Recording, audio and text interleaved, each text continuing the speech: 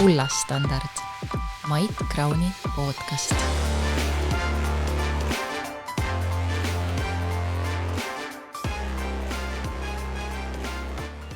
Tere, hea vaataja ja kuulaja. Täna on eetris Kullastandardi järjekorras 30. saade ja täna on meil siis külas Ingmar Mattus. Tere, Ingmar. Tere, Mait, ja suur aitäh, et kutsusid. Et Ingmar on siis, võib-olla saab öelda, et edukas ettevõtja ja investor ja ka kauplemisega tegelenud päris pikalt. Või kuidas sa ise ennast praegu või täna tutvustaksid? Et kes sa oled? No võib-olla alustada sellest, et ma olen viimased 10 aastat Eestist juba ära olnud. Ja Eestist viis mind tegelikult ära ettevõtlus. Et kui sa nüüd küsid, et kuidas ma ennast klassifitseeriksin või et mis see üks selline läbiv selline nimetus võiks olla minu enda kohta, siis pigem nagu ettevõtja. Et on aastate jooksul nagu loodud erinevaid ettevõtteid ja siis võib-olla huvitav on see, et minu viimane töökoht oli siis, kui ma olin 29-aastane. Et täna ma olen 47 ja et viimane töökoht oli mul 2008. Ja peale seda siis oligi, et peaasjalikult ma olen kaksikvenaga koos siis ja Illimariga koos tegutsenud ettevõtluses, et lõime erinevaid ettevõtteid ja mõned nendest on siis päris edukaks saanud, et kõige suurem ettevõte on meil siis Tikkmill, mis siis täna omab circa 100 000 klienti üle maailma ja meil on siis üle 300 töötaja ja ta pakub siis investeerimisühingu teenuseid ehk et tavaklient siis, kes tuleb meile kliendiks, ta saab kaubelda siis aktsiate, valuutade, toorainete ja kõige muuga. Ja peakontor on siis on Londonis ja siis teised reguleeritud ettevõtted on meil siis Küprosel, Dubais, Lõuna-Afrikas ja siis Seychellidel, et kus meil on siis offshore ettevõte. Ja olengi, et 10 aastat Eestist eemal olnud, ja päris huvitav on see, et kuigi me ise oleme nagu Eestist pärit, siis Tikkmillil täna näiteks ei ole eestikeelset kodulehte. Ei ole ka läti, leedukeelset või soomekeelset koduleht, et meie mõte algusest peale oli see, et ütleme kodulehe siis loomine erinevates keeltes maksab enam-vähem ühe palju, eks, et iga kord, kui me oleme arutanud, et kas või ütleme austusest Eesti vastu, et võiks ka Eesti lehe teha, siis on ikkagi alati kõrval olnud, et aga äkki teeme hoopis selle ütleme indoneesiakeelse veebilehe või midagi muud ja alati on siis kaldunud see otsus pigem suuremate keelte suunas. 300 korda rohkem inimesi on Indoneesias põhimõtteliselt kui Eestis. Ja et Tikkmill on meil siis kõige suurem ettevõte ja siis teeme nagu erinevaid investeeringuid erinevatesse startupidesse ja siis Eestis me saime siis eelmise aasta alguses kontrollosaluse Change Investis, mida siis ma arvan, et Eesti inimesed teavad kui krüptoettevõtted. Ja sellest võib hiljem rääkida, et mul Change'iga seotult on kohati olnud selline tunne, nagu ma olen nagu Elon Musk. Et seal on sellised päris huvitavad arengud olnud ja ta on, ma arvan, iseenda jaoks on ka selles mõttes päris hea selline personaalne areng olnud, et üks asi on ehitada ettevõtet nullist, näiteks Tikkmilleks, et vennaga koos ja seal paar inimest oli veel, et hakkad nagu nullist ehitama. Teine asi on see, et kui sa võtad üle mingi teise ettevõtte, kus on vaja hakata probleeme lahendama. Ja isegi valdkonnas, mida sa läbinisti tunned, ütleme, sellise ettevõtte, noh näiteks nagu Change Invest nagu ümberkujundamine on hoopis midagi muud kui nullist ehitatud ettevõtte juhtimine. Ja noh, ettevõtetest veel, et siis meil on USAs on futuurimaakler, mis siis pakub futuuri optsiooni kauplemist USA turul siis jaekliendile. Ja meil on kauplemisvõistlusi pakkuv ettevõte Austrias ja platvorme siis arendav ettevõte samuti Austrias ja siis meil on Quant Tradingu ettevõte Küprosel. Et ja noh, kui sa vaatad, et siis kõik meie ettevõtted on tegelikult ühte või teistpidi seotud kauplemise või investeerimisega. Ja suur osa siis ettevõtetest on reguleeritud, et selleks, et tegevust alustada, sa pead küsima siis Finantsinspektsioonilt tegevusluba ja su protsessid, inimesed kõik peavad vastama teatud standarditele. See, kuidas ma Tickmilliga nagu esimest korda kokku puutusin, oli see äkki mingisugune eelmine aasta, et see oli huvitav, et üks kaupleja, keda ma jälgin, tal oli ekraani peal see nagu kirjas, see Tickmill. Ja siis ma mingil hetkel nagu sain teada, et see on eestlaste firma, et vau, et kuskil mingi välismaa kaupleja, keda ma jälgin, et tal oli nagu mingi eestlaste firmat oli kasutanud ja siis ma vaatasin veidi sinna tausta ka, siis vaatasin päris suur ettevõte, ta on vist ikka suhteliselt maailma nagu suurimate seas. Kui, no. Jaa, et me alustasime jah, et me esmalt pakkusime siis CFD-sid klientidele. CFD-d siis valuutade, indeksite, toorainete. Mis see CFD on?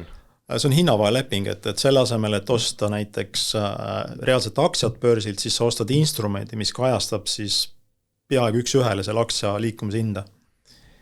Ja CFD-de puhul on siis inimestel võimalik kaubelda võimendusega. Ja ütleme selles valdkonnas, eks, et CFD-de kauplemise valdkonnas, kus siis suuremad ettevõtted Euroopas on plus 500, eks, IG, CMC ja võib-olla mõned veel, eks. Et noh, seal me oleme maailmas võib-olla seal 20 suurema nagu maaklerfirma seas. Aga noh, aegade jooksul siis me lisasime muid instrumente ka ja et noh, täna me pakume juba tunduvalt laiemat instrumentide sellist portfelli nagu. Kui suur selle ettevõtte turuväärtus võiks täna olla?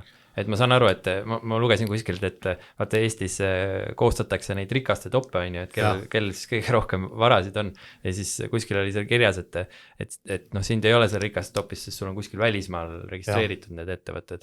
Et kui suur see nagu, ma ei tea, kui suur see Tickmill näiteks on, kui palju turuväärtus võiks olla umbes?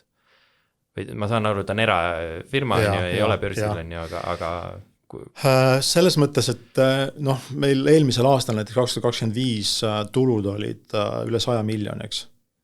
Et puhaskasum oli 25 miljonit näiteks. Ja noh, puhaskasum siis kõigub aastast aastasse, eks, et kuna noh, ütleme, meie tulud sõltuvad väga palju sellest, et kui palju on turgudel volatiilsust. Et kui hinnad on väga stabiilsed, eks, et siis tavaliselt inimesed ei kauple, sest sulle ei tundu nagu, et seal on võimalusi turgudel, eks, et millest nagu osa võtta, eks. Ja noh, ma ei tea, ma arvan konservatiivselt 200, et 200 miljonit. Ja, et noh, meil on aegade jooksul tehtud ka pakkumiseks, aga ma arvan, et see on vaata Eesti ettevõtjad üks suuremaid vigu, et kui ehitatakse midagi üles, eks, ja sul on justkui selline finantskindlus ja kõik on olemas, eks, et sa noh, justkui ei pea rohkem nagu raha teenima, eks, et siis tihtipeale müüakse ettevõtted maha, eks. Ja noh, hoopis teistsugune olukord näiteks Šveitsis, eks, et kus ma viimased 7 aastat elan, kus sa näed, et siis ettevõtted liiguvad siis ühelt põlvkonnalt teisele, eks. ja teistsugune kultuuriruum ja, selles osas. Ja võib-olla meie probleem ongi see, et meil ei ole sellist kogemust. Et kuna Eesti oli siis okupeeritud, eks, ja selline ettevõtluskogemus perekondadel inimestel on suhteliselt lühike, eks, et siis ma arvan, et Eesti ettevõtjad, võib-olla edukate ettevõtjad, üks suuremaid probleem ongi see, et mida teha siis, kui enam ise ei jõua ja justkui peaks siis kas ära müüma või uuele põlvkonnale edasi andma või mingisuguse muu kombinatsiooni leidma. Jah, see on, sama on ka investeerimise puhul, et inimestel ei ole nagu sellist põlvkonna ülest kogemust aktsiate ja finantsturgude ja kõige sellega.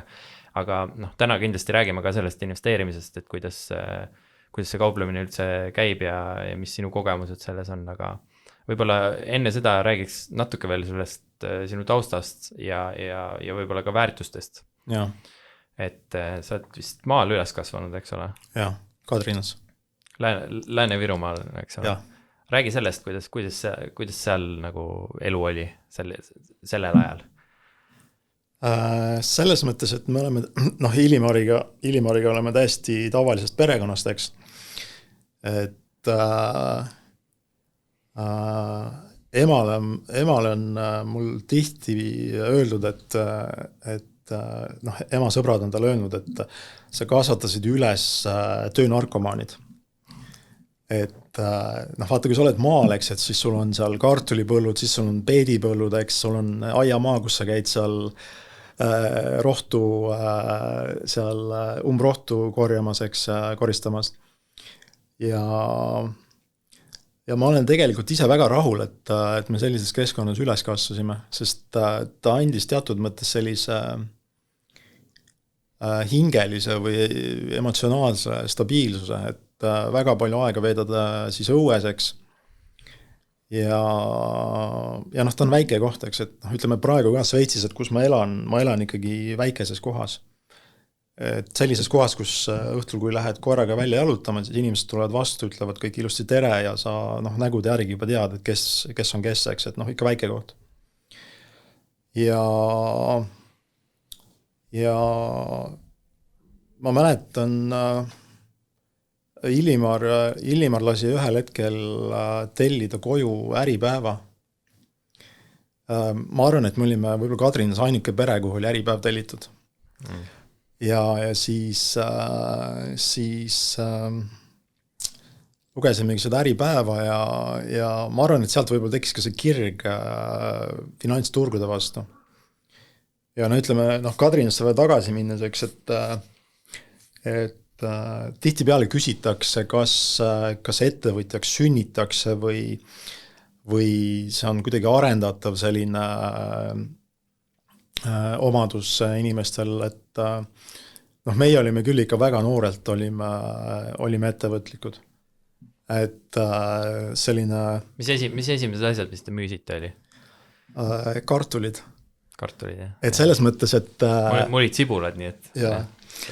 Et päris huvitav, vaata, mul on siiamaani meeles, et kooliga pidid käima, kas oli septembrikuust pidid käima kartulipõllul, eks. Et klassid viidi bussiga kohale ja siis igaühele mõõdeti siis see konkreetne lõik kartulipõllult, et kus siis, kui traktor käib üle, et sa pead need kartulid kokku korjama.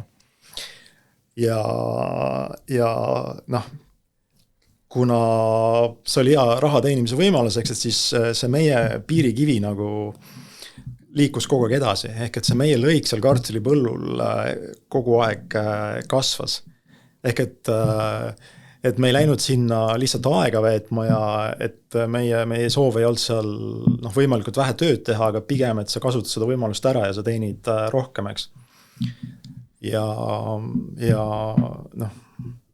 igasugused muud teemad ka, eks, et koolist korraldasime üritusi, eks. Ja et mingisugused tantsuõhtud diskod on ja me olime ise DJ-d ka, eks. Ja siis sa müüsid ju piletit sinna, eks, et siis kooliga sa pidid ju jagama piletitulu, eks, aga sa said ise ka ikkagi mingisuguse teenistuse sealt ja siis kultuurimäes seal, Kadrina kultuurimäes tegime üritusi ja ja erinevaid muid asju ka, et millal sa tegid esimesed finantsturgudel tehingud või siis ma ei tea, börsil esimesed tehingud? Me lõpetasime keskkooli siis 97 oligi põhimõtteliselt sügisel. Et siis mingi 18-19 aastat? 18 jah. Ja siis kõik said ju õppelaenu, eks. Ja noh, oligi, et õppelaenu raha läks ju börsile. Ja 97 tegime esimesed tehingud ja Tallinna börsi tipp minu arust oligi 97. Midagi sinna kanti ja vist see Aasia finantskriisi. Aasia kriis tuli 98 eks peale. Ja et esimene kogemus ei olnud just kõige parem. See indeks vist langes seal mingi 70% või ja, see oli ikka väga, päris suur langus. Väga suur kukkumine. Ja neid ütleme börsikriise, mis on läbi elatud, on ikka päris palju aastate jooksul.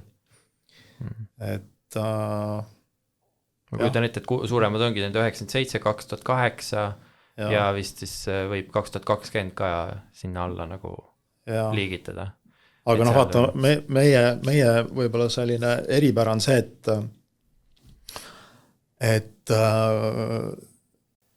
me oleme kaubelnud ikkagi kõik instrumente, eks, et me saime väga korralikult kõrvetada, kas ta oli 2011 või 10, kui puuvilla hind läks üles, eks, me olime lühikesed puuvillaga. Ja hästi huvitav, et täna ma olen tegelikult puuvilla futuuridega olen pikk, eks, et noh, kui me hiljem räägime, et mis positsioonid mul on, et noh, puuvill on mul täna futuurina täitsa kontol olemas, et ja et miks puuvilla hind võiks tõusta? Need asjad on kõik tsüklilised, vaata, et kui ütleme hind läheb alla, eks, siis tavaliselt tootjad hakkavad muid asju tootma, eks, põllumajandustootjad.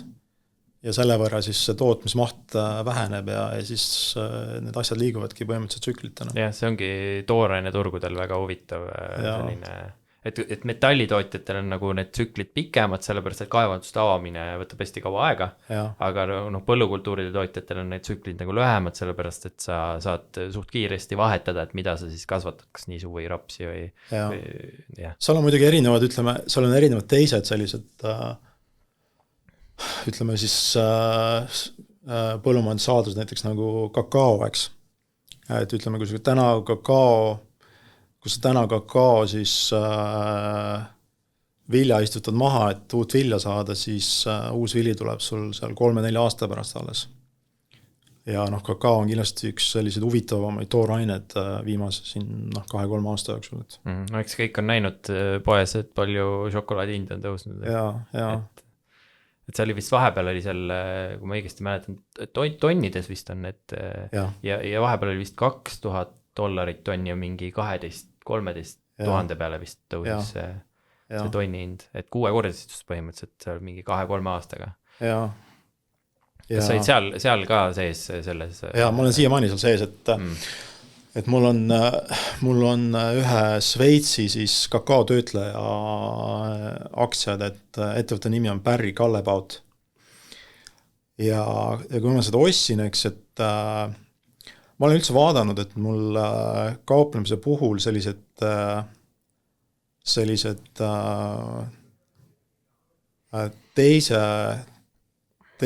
teise sellise esseloni tehingud või teise järgu tehingud tulevad nagu kõige paremini välja näiteks, et kui kakao hind läheb väga palju üles, eks, siis šokolaaditootjad, magusatootjad ja nende aktsiad lähevad alla, eks. Ja et sa ostad siis neid ettevõtteid ja sa sel hetkel, kui sa neid ostad, siis nad on põhimõtteliselt sellised ettevõtted, mida keegi teine ei taha puutuda, vaata. Ja siis kui ma ostsin, eks, ma ostsin kas ta oli 800 frangi pealt, eks, et Šveitsi börsil kaupleb. Mis see ettevõte on? Et Barry Callebaut siis ta ostab siis kakaooad kokku, eks. Ja siis ta toodab sellest kakaomassi, mida ta müüb siis edasi erinevatele šokolaaditootjatele. ja oligi, et kuna hind läks nii palju üles, eks, et siis sinu marginaalid kõik kukuvad, eks, ja lõpptootja tegelikult kärbib ka siis oma tarbimist, eks, või lõpptarbija siis ta kärbib oma tarbimist.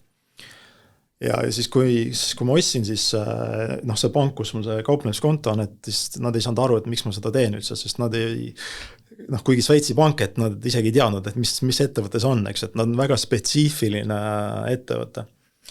Ja täna kaupleb 1300 peal, eks. Ja et sellised...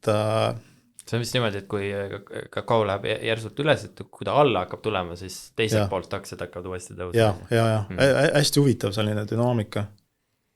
Ja et mõnes mõttes madala riskiga saad langusele panustada.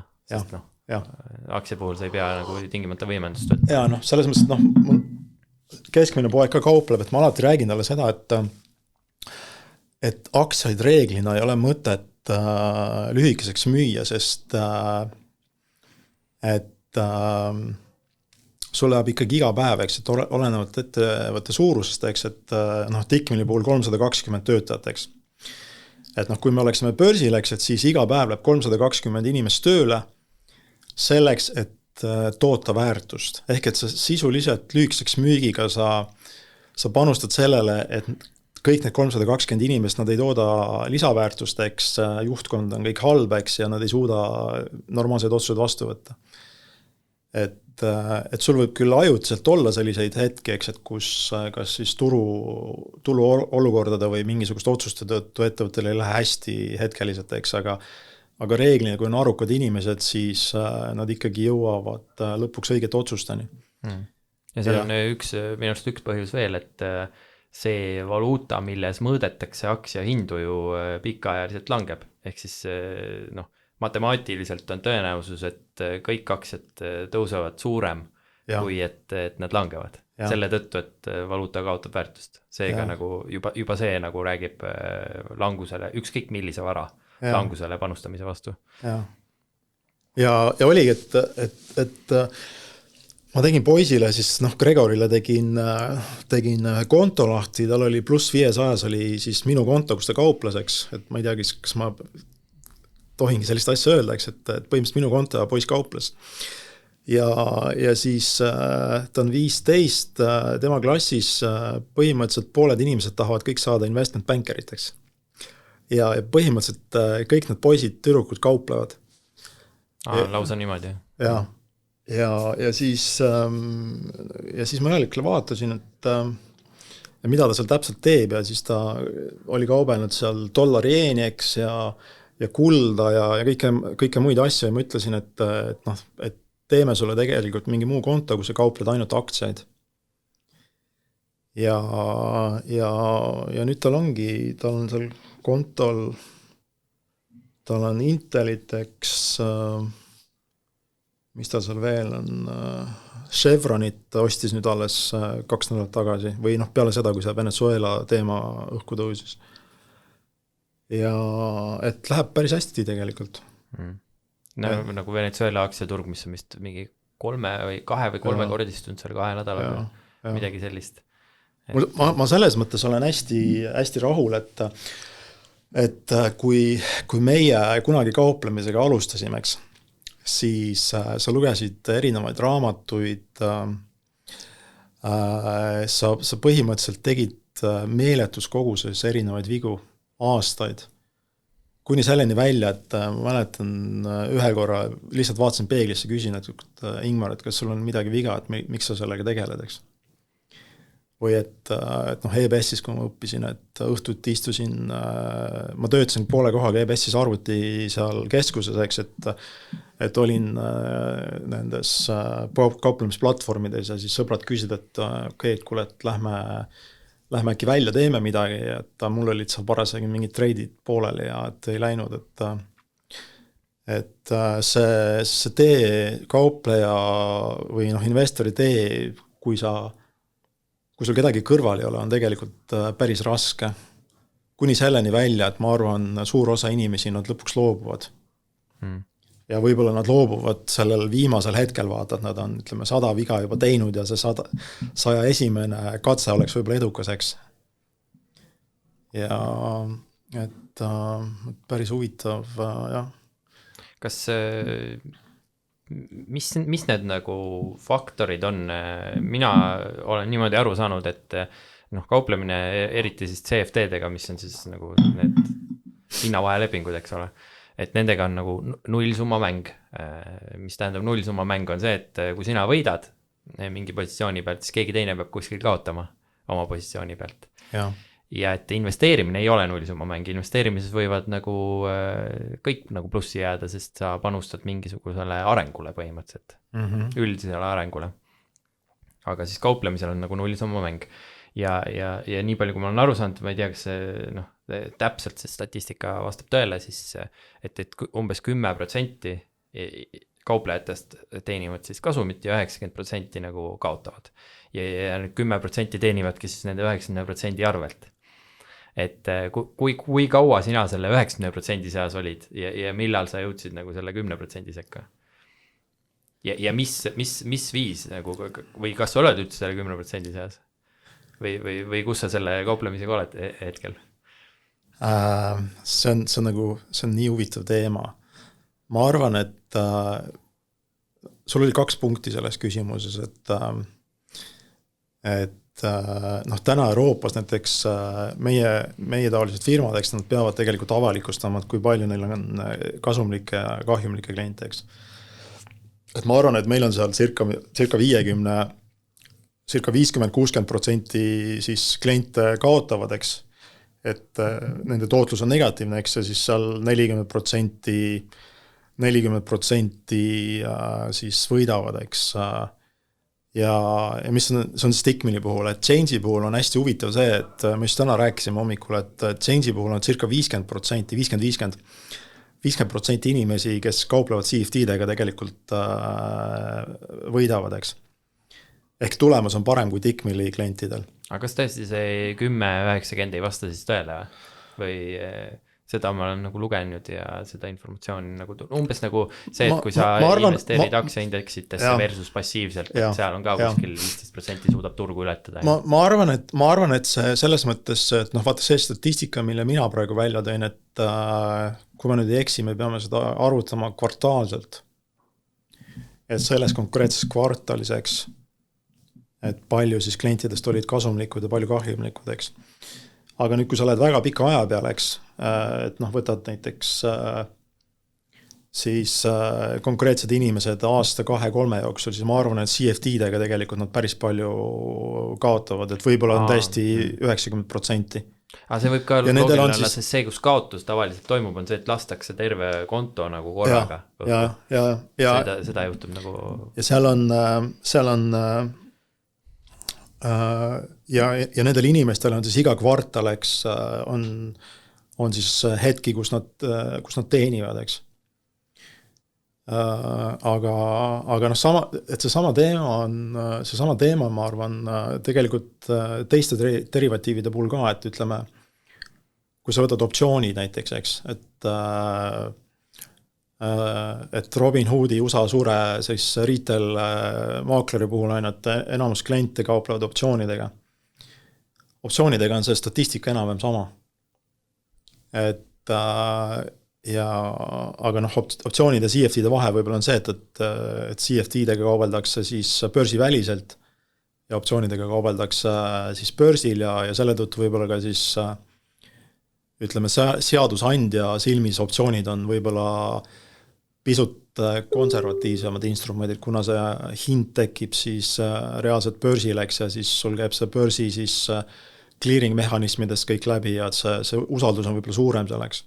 Et CFD-d käivad ainult maakleri siis nendest mehhanismidest läbi, et maakler viib nagu oma klientide seas, siis ma saan aru, või kuidas see toimib? Et seal toimub tegelikult, seal on erinevad metoodikad, eks, et sul sa siis põhimõtteliselt siis klassifitseerid kliendid erinevatesse gruppideks, et näiteks kui David tuleb meile kliendiks homme, Stickmini või Change-eks, et siis David ja me kindlasti klassifitseerime professionaalse kliendina ka riski mõttes ehk Davidilt meile saadetavad tehingud saadetakse kõik otse meie siis clearing pakkuja juurde, kelleks võib olla pank, teine maakler või ka börs näiteks, et me võime siis Davidi tehinguid hedge'ida, seda riski katta ka börsil tegelikult, futuuridega näiteks.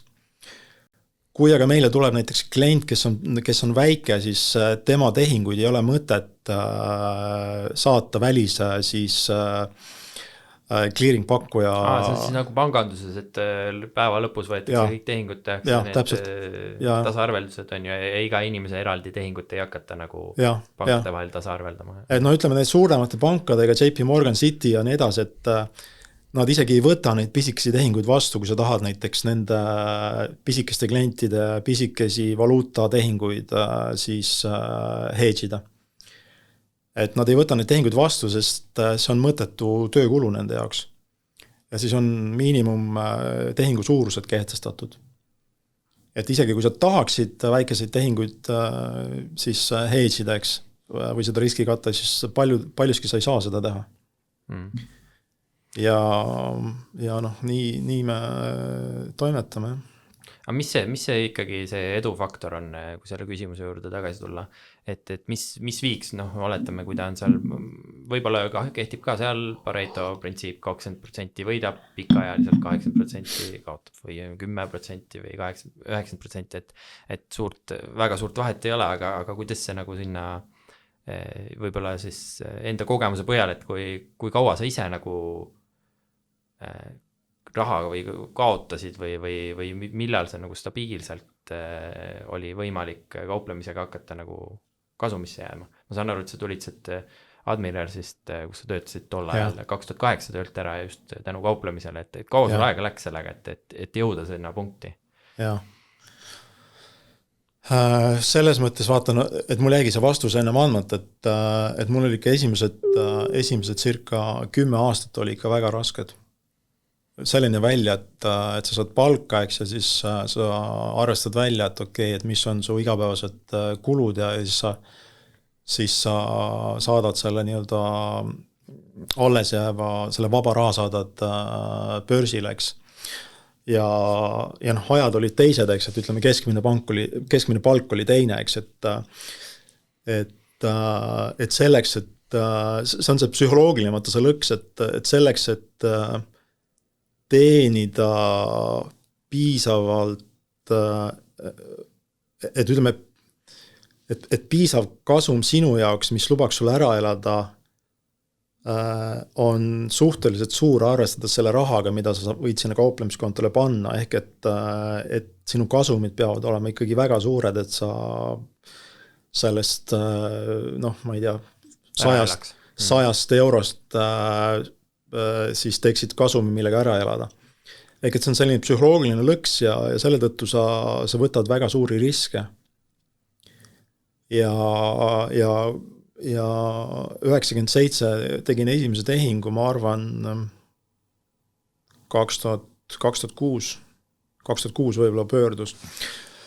Ja see oli hästi huvitav selline situatsioon, kus ma töötasin Admiralis samal ajal, eks, et ma läksin 2006 Admiral Marketsisse tööle ja ma sain kokku Indrekuga, Indrek Raud, kes töötas ka tol hetkel Admiralis ja siis ta vaatas seda kauplemist, eks, et ta oli ise ka kaupleja, ta oli USAs elanud ja isegi raha juhtimisega tegelenud, see oleks. Siis ta vaatas mu kauplemist, ütles, et aga miks sa nii neid asju teed? Et sa võiksid hoopis teistmoodi teha. Et näiteks üks põhistrateegiad oli see, et sa ostad optsioone eesmärgiga, et siis aktsia hind liigub sulle vajalikus suunas ja siis sa selle optsiooni hinnakasvu põhjal siis teenid raha, eks. Aga ütleme, iga lugupidav finantsturgude õpik ütleb sulle seda, et enamus optsioone aeguvad väärtusetuna, eks. Ja siis ja pangad, kes kellele on niivõrd palju erinevaid regulatsioone kehtestatud, siis müüvad neid optsioone, eks. Mis asi see optsioon on, et kui mõni vaataja või kuulaja ei tea, mida see tähendab? Optsioon on tuletis väärtpaber, eks, et mis annab sulle siis õiguse või kohustuse tulevikus siis konkreetset aktsiat, kas siis osta või müüa konkreetse hinnaga, eks, et näiteks kui sul on Inteli aktsia maksab täna $40, eks, ja sa ostad näiteks $50 optsiooni, see tähendab seda, et siis, kui see optsioon aegub sul näiteks 3 kuu pärast ja Inteli aktsia hind on 40 pealt läinud 60 peale, siis sina saad selle 50 optsiooniga osta Inteli aktsiat mitte 60-ga, aga 50-ga. Ehk et see annab sulle võimaluse tulevikus mingi hinna eest osta, olenemata sellest, kuhu turg liikunud on. Ja siis Indreku strateegia oli see, et aga miks sa ostad optsioone, parem müü optsioone. Ja USAs on kaks maaklerfirmat on tegelikult üles ehitatud inimese poolt, Tom Sosnoff, ma ei tea, kas oled kuulnud, et ma tean ka isiklikult teda, et väga tark ettevõtja, eks, et kes kunagi kauples Chicago börsil, et 2 maaklerfirmat on siis tema poolt üles ehitatud, üks oli Thinkorswim ja teine oli siis tastytrade. Ja kus nad põhimõtteliselt siis promosid klientidele optsioonide müüki, optsiooni ostmise asemel, eks. Ja minu poole oli sama asi, et Indrek ütles, et aga miks sa ostad neid optsioone, sest sa tead ju tegelikult, et enamus nendest aeguvad väärtused on, et pigem keera see strateegia teistpidi. Ja see oli võib-olla ka selline murdepunkt, et sa hakkasid vaatama enda vigadele teistmoodi. Et kui sa teed ühte konkreetset strateegiat ja see tulemus on, ma ei tea, 99 või 90% sarnane kogu aeg, et siis see väärtus, mis sa sellelt tegevuselt oled saanud, on see, et sa tead, et mingi väga konkreetne asi ei tööta ja sa pigem pööra see teistpidi see strateegia. Ja siis sai ka teistmoodi hakata asjadele nagu lähenema. Ja et kui ühtepidi raha kaotad, siis järelikult teistpidi tehes peaks võitma, nagu oleks lihtne loogika. Ja. Aga vaata, see on psühholoogias kinni, et kui ma täna näiteks vaatan enda klientidegi peale, et meil on klient ja on ikkagi üle maailma, eks, et see klient Lõuna-Aafrikas, kui ta näeb, ütleme, Nasdaqi graafikut, eks, siis tõlgendab seda Nasdaqi graafikut täpselt samamoodi nagu klient Eestis või Sveitsis või kusagil Aasias. Aga mis see tekib, miks ta peaks üldse muud moodi tõlgendama? Et võiks mõelda, et mingi kultuuriline taust on teistsugune, et teistmoodi tõlgendab. Või mis see näitab, et inimestel on samasugused emotsioonid või samasugused arusaamad? Neil on selles mõttes see loogika on samasugune, et ütleme, tulles kulla hinna juurde, eks, et meil on kliente, kes on kullaga teeninud miljoneid, eks, aga samas on meil ka kliente, kes on kullaga kaotanud miljoneid ja ma arvan, et ligikaudu, ütleme, 10-20% võib-olla klientidest on võitnud, eks. Et just täna arutasime seda hommikul. Ja siis kõrval on need pisikesed kliendid, kes on näinud kulla hinna liikumist üles ja on mõelnud, et kuhu ta enam ikka ja kaugemale saab minna, et ma pigem müün seda kulla hinda. Et nad mängivad trendi vastu. Ja trendi vastu, ma olen ka kuulnud sellest, et trendi vastu mängimine on nagu väga ohtlik, sest sa ei tea kunagi tegelikult, millal see nagu läbi saab. Just mingi tippude ja põhjade püüdmine, et sa püüad seda kukkuvat nuga või siis teistpidi seda raketti proovid nagu maa peale tagasi tuua, et kumbki nagu strateegiana ei tööta. Ja siia samasse on Gregori see kauplemiskonto, et ostis Intelit, eks, et ta ostis, kas ta oli 6 aega tagasi, ta ostis Intelit, kui Intel oli juba üles läinud päris korralikult. Ja kui ma vaatan ennast, kui ma oleks seda graafikut näinud 18, 19, 20 aastasena, siis ma oleks Intelit kindlasti müünud seal. et everything is priced in, eks, et kõik on nagu hinnas juba kajastunud see tuleviku potentsiaal, eks, ja et kuhu ta enam ikka üles läheb. Ja noh, et edu on ikkagi väga palju psühholoogias kinni. Mis need peamised vead on, mis nagu psüühika või psühholoogiliselt inimesed teevad? Sul on see esiteks, et noh, kindlasti, et sa mängid trendi vastu. Aga mis see psühholoogiline aspekt on, või et kas see siis nagu kas see on nagu liigne enesekindlus või mis see on, et inimene arvab, et tema teab paremini kui see turu üldine suund, et mina nüüd panen sellele vastu, et turg eksib, et varsti hakkab kukkuma, Ma võin sulle hästi huvitava näite tuua, et me tegime aastaid, meil oli selline kampaania, et me iga kuu valisime välja siis kuukaupleja. Et programmid nagu skaneerisid ära andmebaasidest, et kes tegi sellist stabiilset kauplemist, eks, et eelmisel kuul näiteks.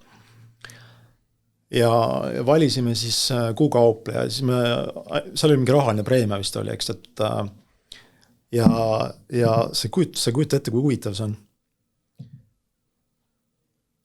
Põhimõtteliselt iga kaupleja, iga võitja, kes sai selle kuukaupleja tiitli, kas siis järgmisel või ülejärgmisel või ülejärgmisel, noh, järgmise 3 kuuga ta põhimõtteliselt kaotas peaaegu kõik. Mm-hmm.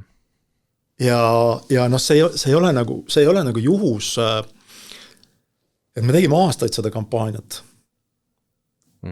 Kas sa arvad, et selle auhinna saamine tekitas mingisuguse liigse enesekindluse inimesele niimoodi, et ta mõtles, et nüüd ma olen geenius, et nüüd on kõik, et nüüd ma saan miljardäriks ja võib-olla triljonäriks ja ma ei tea, mida veel, ja siis teedki ja hakkad nagu liigne enesekindlus tekib, ahnus ja asjad ja siis lased lõpuks õhku selle asja. Kas te lõpetasite ikka ära selle auhinna andmise või andsite ikka edasi? Minu teada me ei tee seda enam. Nüüd ei tee enam. Et ühel hetkel nagu mõtlesid, et me tegelikult teeme seal karuteene nendele klientidele. Et sa justkui tunnustad neid, et ja siis me tegime iga selle võitjaga tegime intervjuu ja et noh, ta oli ka selline avalik tunnustuseks. Et noh, ikkagi eesnimi, ma mäletan, et me vist eesnime kirjutasime välja, et noh, kuna kliendi andmeid ei taha väga niimoodi avalikustada, eks. Ja siis jah, et see oli nii huvitav, et nii läks, jah. Ma saan aru, et see nagu vastand sellele on nagu alandlikkus. Et mis olulisus sellel on sellises nii-öelda siis turu mängimisel? Ma toon võib-olla mingi teise dimensiooni sinna juurde, et Sveitsis, kus ma elan, seal põhimõtteliselt võtad kivi kätte ja viskad kuhugile ja kivi maandub kohas, kus arvatavasti see inimene, kes seal majas on, et kindlasti kaupleb kas seal toorainetega või et noh, seal on põhimõtteliselt kõik kauplevad erinevate instrumentidega.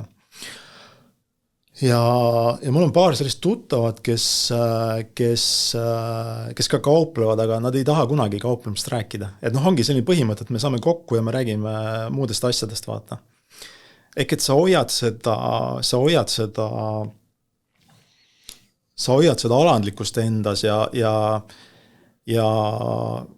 et ei lähe uhkustama, et näed, kui palju ma selle tehinguga nüüd teenisin. Ei lähe uhkustama, jah, et see psühholoogiline mõju sellel on lihtsalt niivõrd drastiline.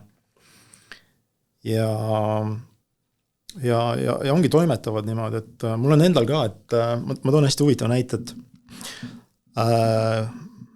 ma käisin Delfis andsin intervjuu ühel hetkel, kas see oli 2 aastat tagasi.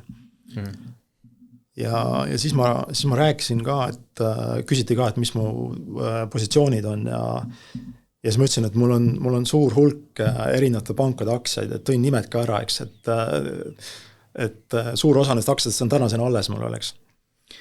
Ja siis umbes samal ajal käisin Šveitsis ühe panga siis suuremate klientide sellisel üritusel, kus panga CEO oli kohal ja kliendid ja selline väike ring 10 inimest, eks. Ja siis ma lihtsalt huvi pärast küsisin inimestelt, et kõik on arukad inimesed, edukad ja nii edasi, et investeerimisega tegelevad ja küsisin, et mul on suur hulk panga aktsiaid. Ja intressid olid tol ajal olid nulli selleks, et seal 2-3 aastat tagasi. Ja et mis te arvate? Ja seal 10 inimese seas ei olnud mitte ühtegi inimest, kes oleks arvanud, et see on väga hea mõte. Ja ma olen nagu hiljem tagasi mõelnud, et tegelikult sellel, kui sa võib-olla täiesti nullist alustad, et näiteks Gregor mul läks 15 aastat vana ja et siis omab võib-olla loogikat, et sa käid erinevates investeerimisgruppides, chat-gruppides, investeerimiskoolid või Eestiski on erinevaid, eks. Et see omab nagu mõtet, aga pahatihti nendes gruppides käimine tekitab sinus võlts kindluse.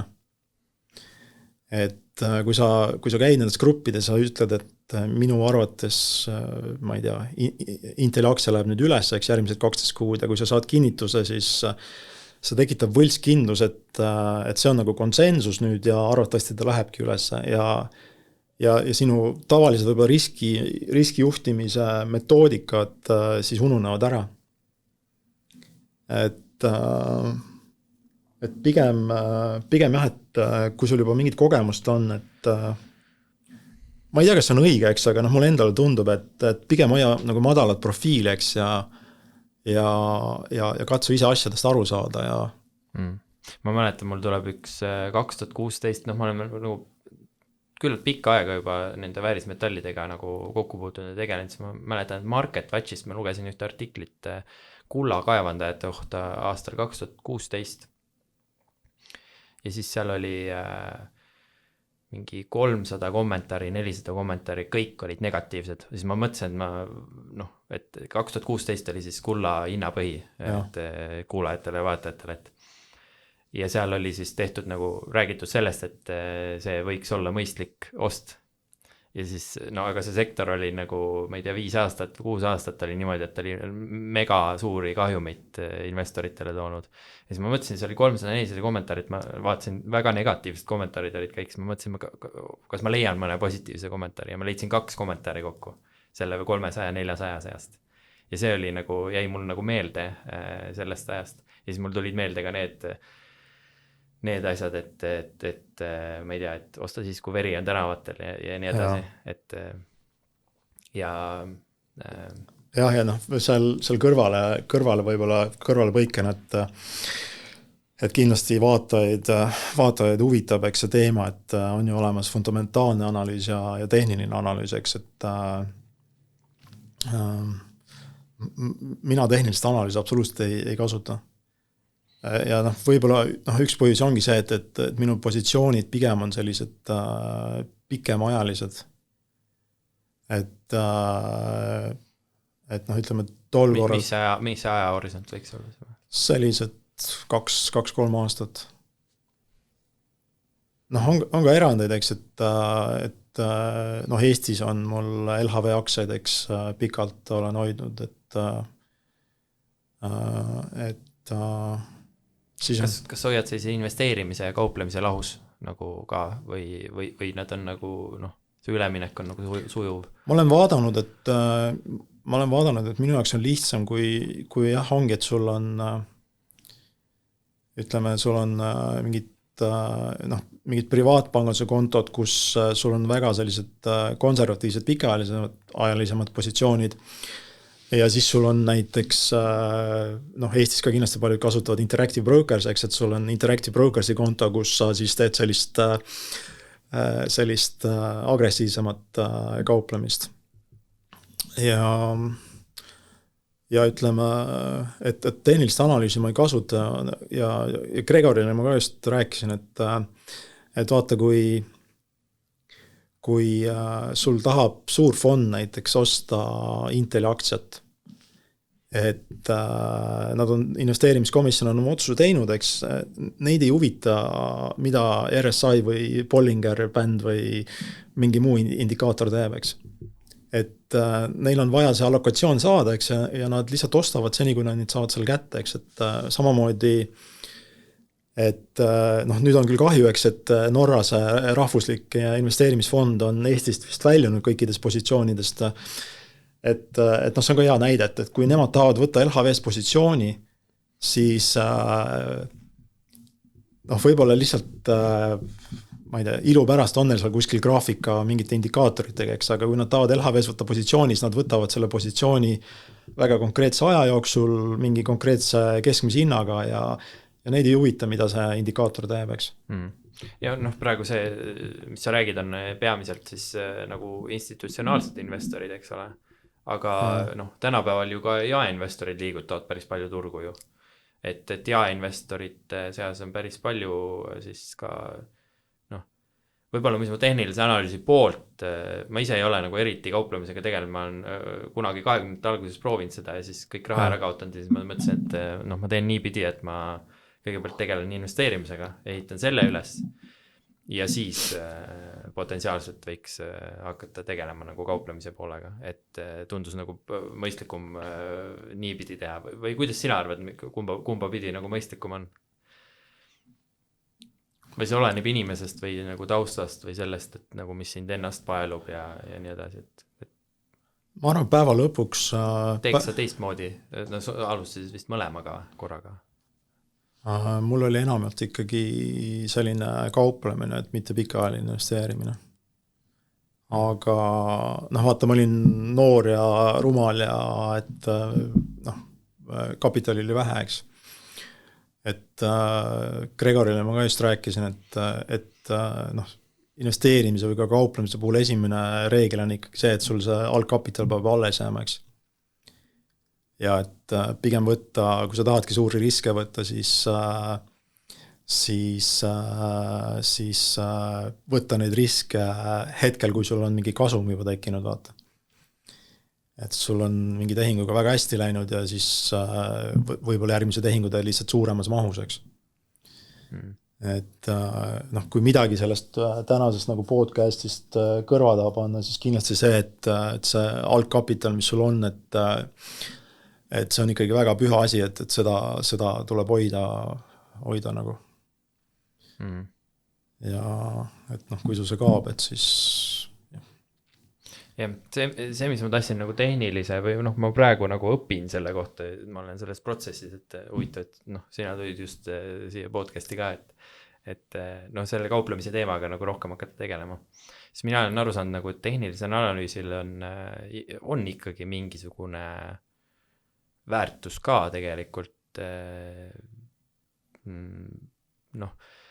ma ei tea, kulla või hõbeda turul on nagu seda selgelt näha olnud ka, et kui kuld näiteks $2000 piiri ületas ja sealt nagu kõrgemale tõusis, siis tuligi see hästi kiire tõus, sest sul oli nagu 4 korda käinud hind täpselt sama koha peal sisuliselt.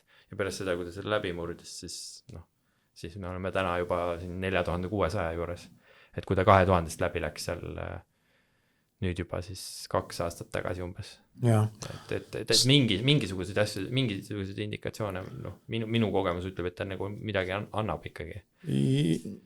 Kindlasti ta ei ole nagu väärtusetu, eks, et need suured tasemed alati, nendel suurtel tasemetel on ju optsiooni siis lepingud on suurtes kogustes taga, eks, et kas keegi on seal siis optsioonilepingutega hedžinud midagi või siis ongi spekulatiivselt ostnud suuri siis positsioone, eks.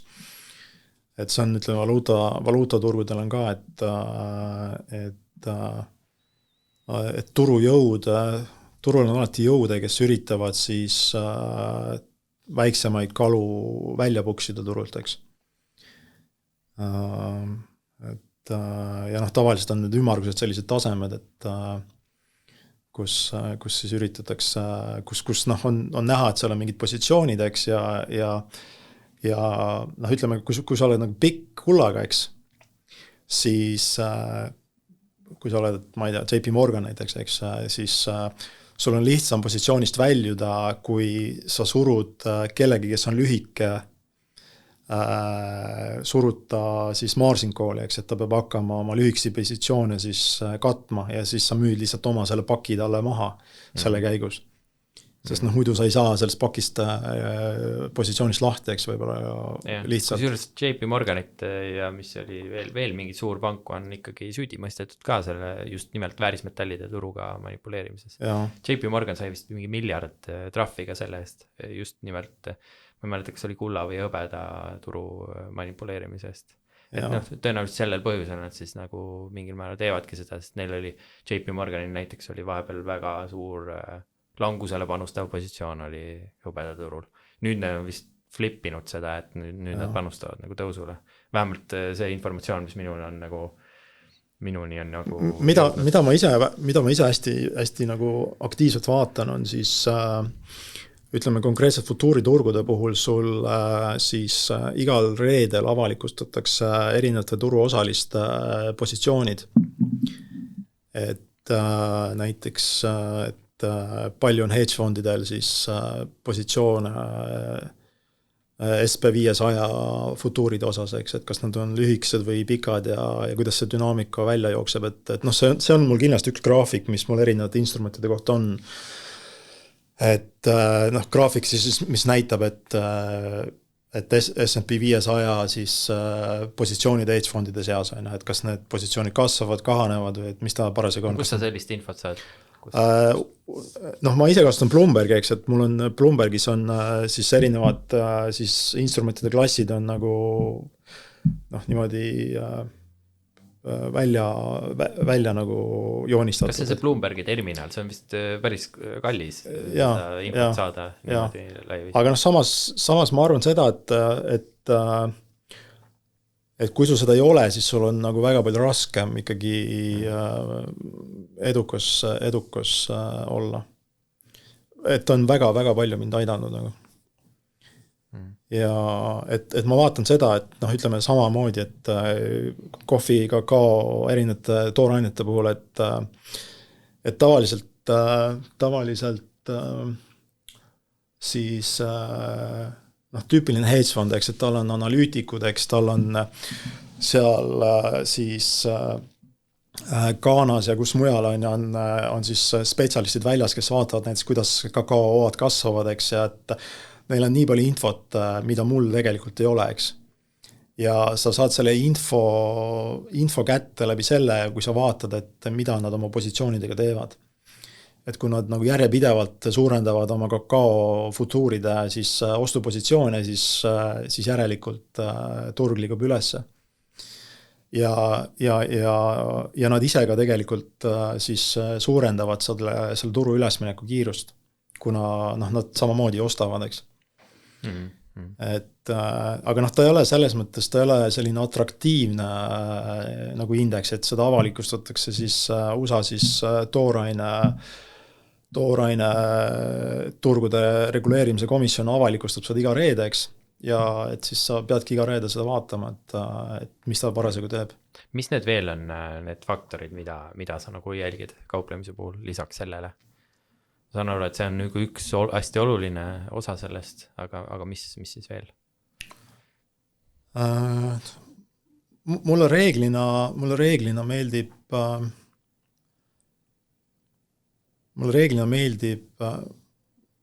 vaadata siis teatud konkreetset suhtarve, eks, et ütleme P-suhet näiteks, eks. Ja mulle meeldib väga pigem vaatab fundamentaalne, turu fundamentaalne. Ja, et mulle väga meeldib näiteks turukapitalisatsiooni vaadata. See on siis turuväärtus, ettevõtte turuväärtus. Ja, ja seal on teatud mõttes nagu väikesel investoril on eelis suurte investorite ees selles osas, et kui sa vaatad nagu väiksemaid ettevõtteid, et ma toon näite Eestist Ekspress Grupp, eks. Et samamoodi, et siin aasta-2 tagasi andsin intervjuu, ütlesin, et siis Ekspress Grupp on alahinnatud. Ja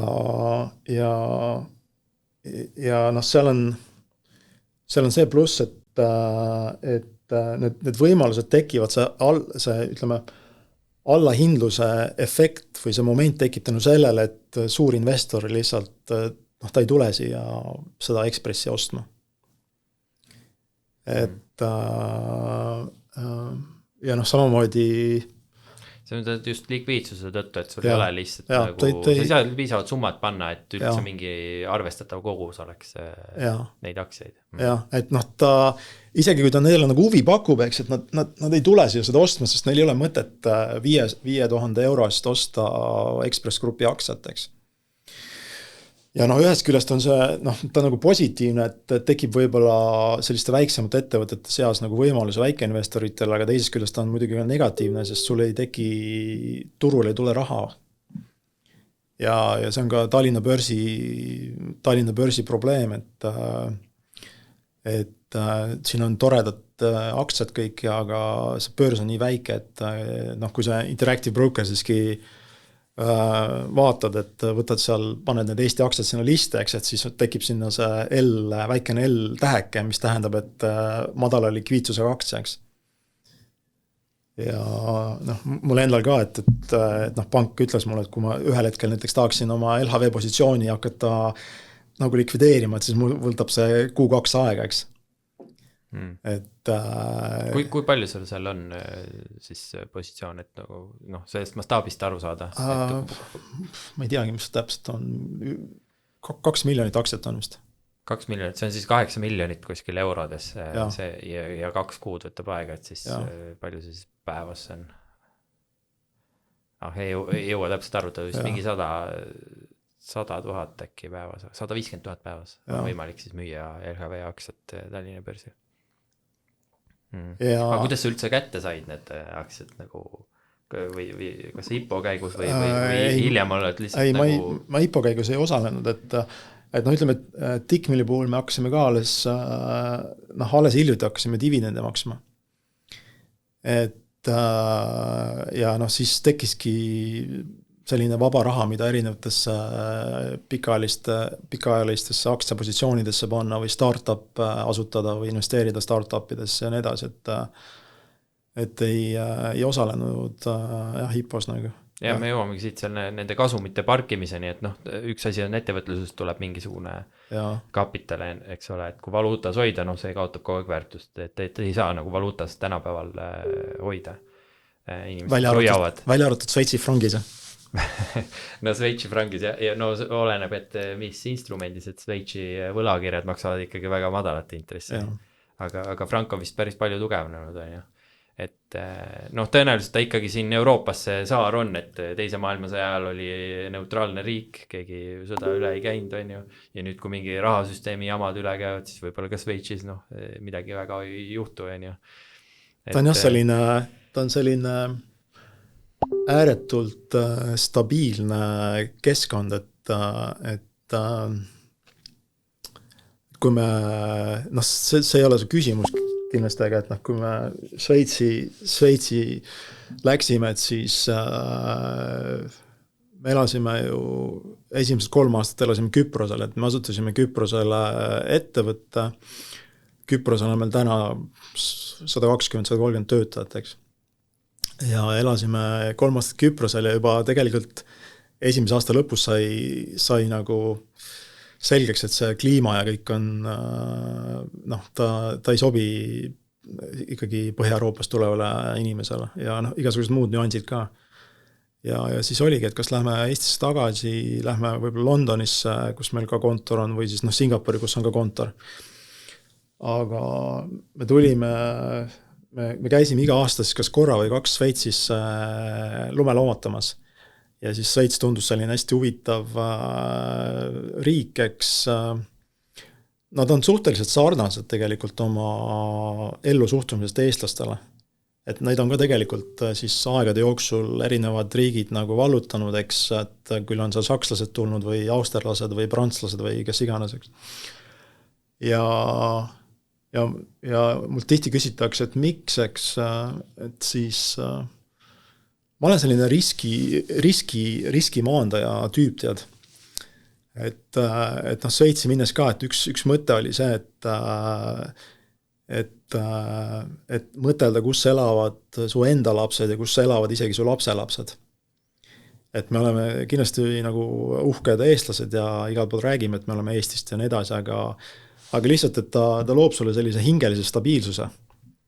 Ja nüüd selle sõja tõttu ka, et päris paljud inimesed on küsinud, et kuidas nagu saaks Šveitsi siis elama asuda või kuidas Šveitsis pangakontot avada ja kõike muud, et jah, Šveits on selline huvitav riik, et No need ongi need põhjused, miks.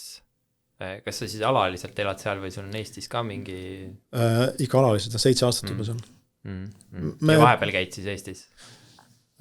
Minu Eesti käigud on jah, et nüüd ma tulin, et seda podcasti siin nagu teha, eks, et me käime tavaliselt jõulude ajal ja suvel. Ja minu Eesti võib-olla Eestis käigud on sellised töised selles mõttes, et meil on Dickmilli kontor Eestis, Tallinnas on meil siis 40 inimest, circa 40 inimest.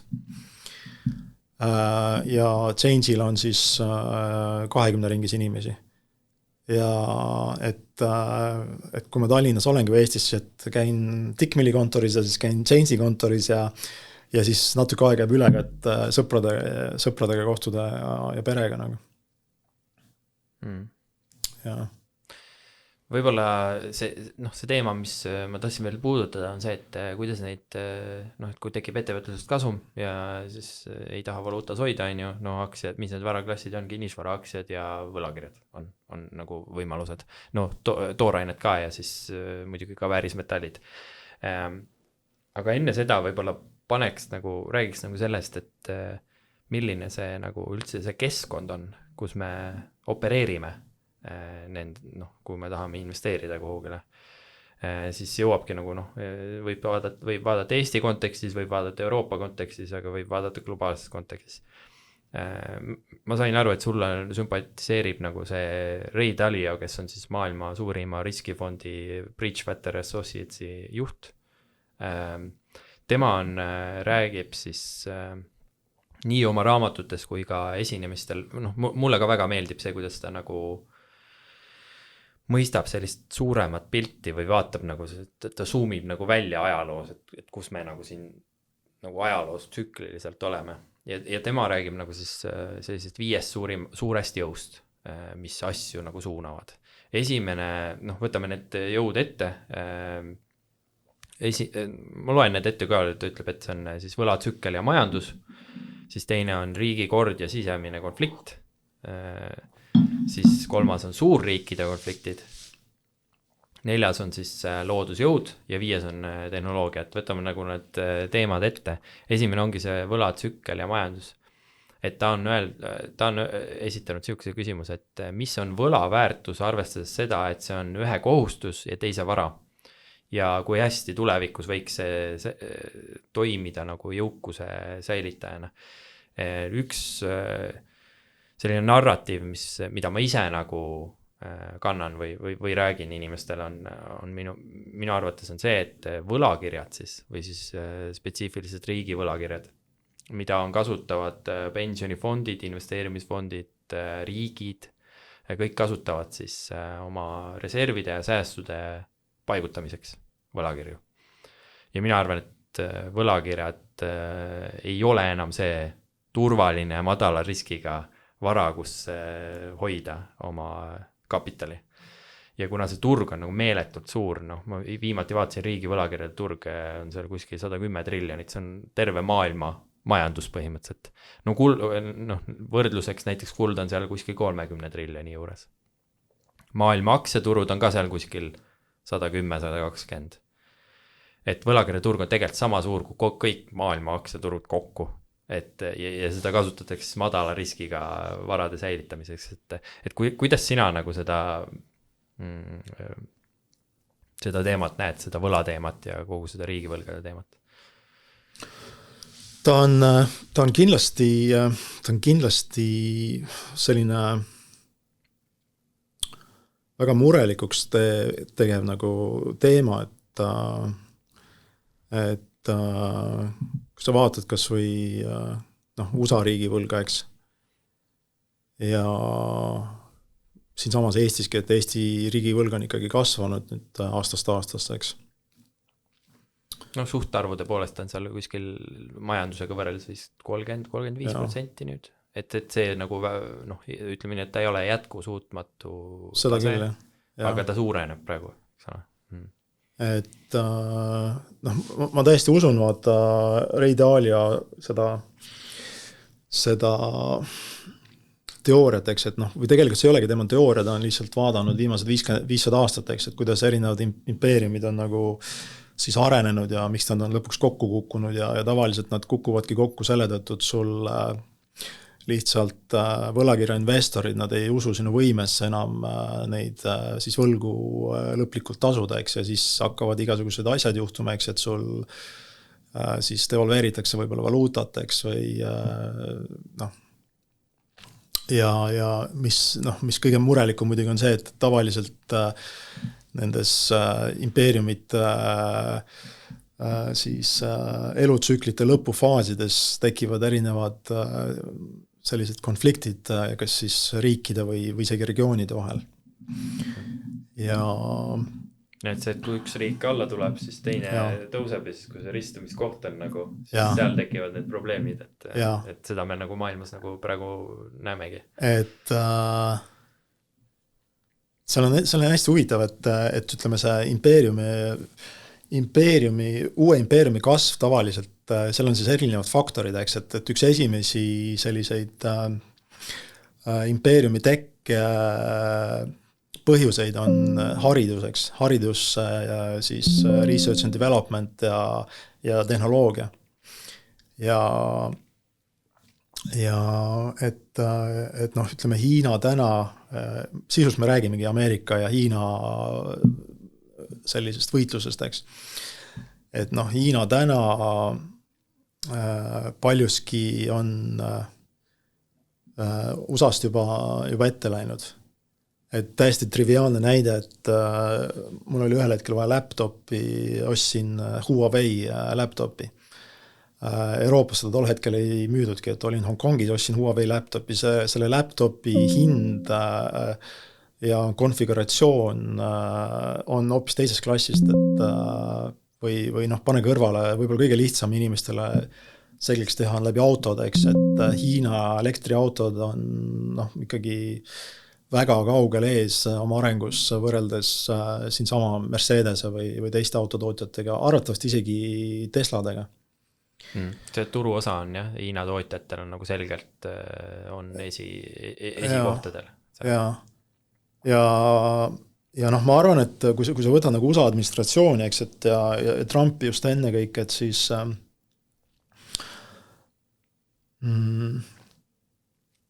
ma arvan, et kui sa võtad eelnevad administratsioonid, siis nad ei pööranud Hiina tõusule võib-olla nii palju tähelepanu. Ja et oligi, et kick the can down the road, et küll järgmine administratsioon tegeleb.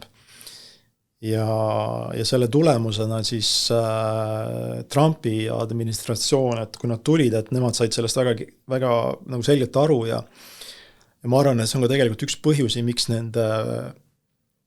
nende siis sammud on kohati üsna radikaalsed.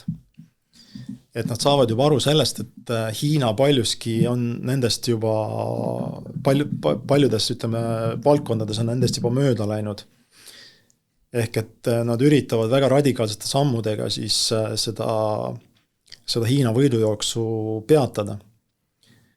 Ja mille tõttu tekivad igasugused muud probleemid muidugi, et ütleme, ameeriklaste agressiivsem käitumine kindlasti paneb mõtlema teisi riike, et kellega nad võib-olla rohkem peaksid koostööd tegemaks. Ehk et see ameeriklaste radikaalne käitumine, mille eesmärk on võib-olla seda Hiina kasvu pidurdada, selle tulemuseks on võib-olla hoopis vastupidine siis tulemus, et see Hiina kasv kiireneb, et kui sa võtad täna näiteks peale seda Venezuelat, Brasiiliad või sellised suuremad teised riigid, et nad pigem eelistavad siis Hiinaga rohkem koostööd teha, ma arvan. Ja see on see, mis ma märganud on see, et võib-olla mis siis neid impeeriumite langusi ka nagu iseloomustab, et alguses on see, et see, kuidas siis USA sai kõige võimsamaks riigiks, pärast esimest ja teist maailmasõda, alguses on nagu see, et meil on tehnoloogia, meil on tootmine, teeme koostööd omavahel ja toimub vabatahtlikkuse alusel nagu. Ja just lõpupoole siis, et kardetakse seda positsiooni kaotada ja siis peab hakkama jõudu kasutama ja sundima peale teistele. Näiteks seda, et te peate $, kasutama rahvusvahelises kaubanduses. Enne kasutati seda ju vabatahtlikult, et see on kõige efektiivsem viis, kuidas toimetada. Aga sa saad aru, et see nagu lõpp läheneb siis, kui see impeerium hakkab peale suruma. Et üks suur osa nagu sellest maailma impeeriumi sellest identiteedist on ka see, et tema valuutat kasutatakse rahvusvaheliselt kaubanduses. Meil oli näiteks Holland on hea näide 17. sajandil. Prantsusmaa on olnud, Briti nael on olnud maailma reservvaluuta, eks ole. Et seda protsessi nagu väga selgelt näha, näiteks see ju avaldub keskpankade kullaostudes, et keskpangad loobuvad $-st nagu väga selgelt trend $-il alla ja kulla nagu osakaal hästi kiiresti suureneb.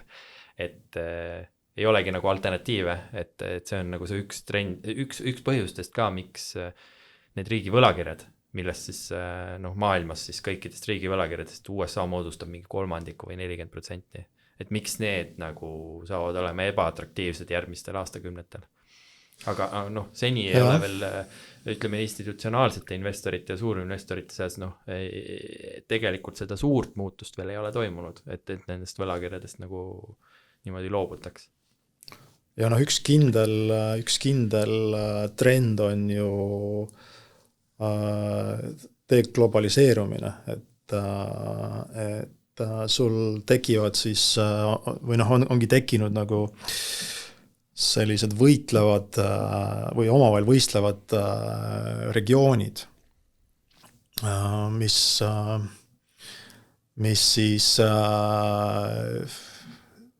tekitavad kaubavahetuses erinevaid probleeme ja nad tegelikult tõstavad ju erinevate toorainete hindu, et kui sa ei saa mingit toorainet näiteks vabalt enam liigutada ja et ütleme, see keskkond, kus me täna elame, ma arvan, taanlased oleks nõus, eks, et see keskkond ei ole väga etteaimatav oma arengutega, et täna me räägime siin sõbralikku juttu, aga homme on võib-olla ütleme, lennukid maanduvad Gröönimaal, eks. Ja see ütleme, Eesti turvalisuse tagatis NATO võib-olla seda ei eksisteeri enam.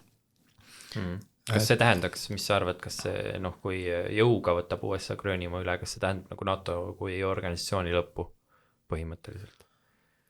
Seal on see huvitav nüanss, et Euroopa ei saa kindlasti lubada endale seda, et nad jäävad täiesti üksi. Isolatsiooni. Jah.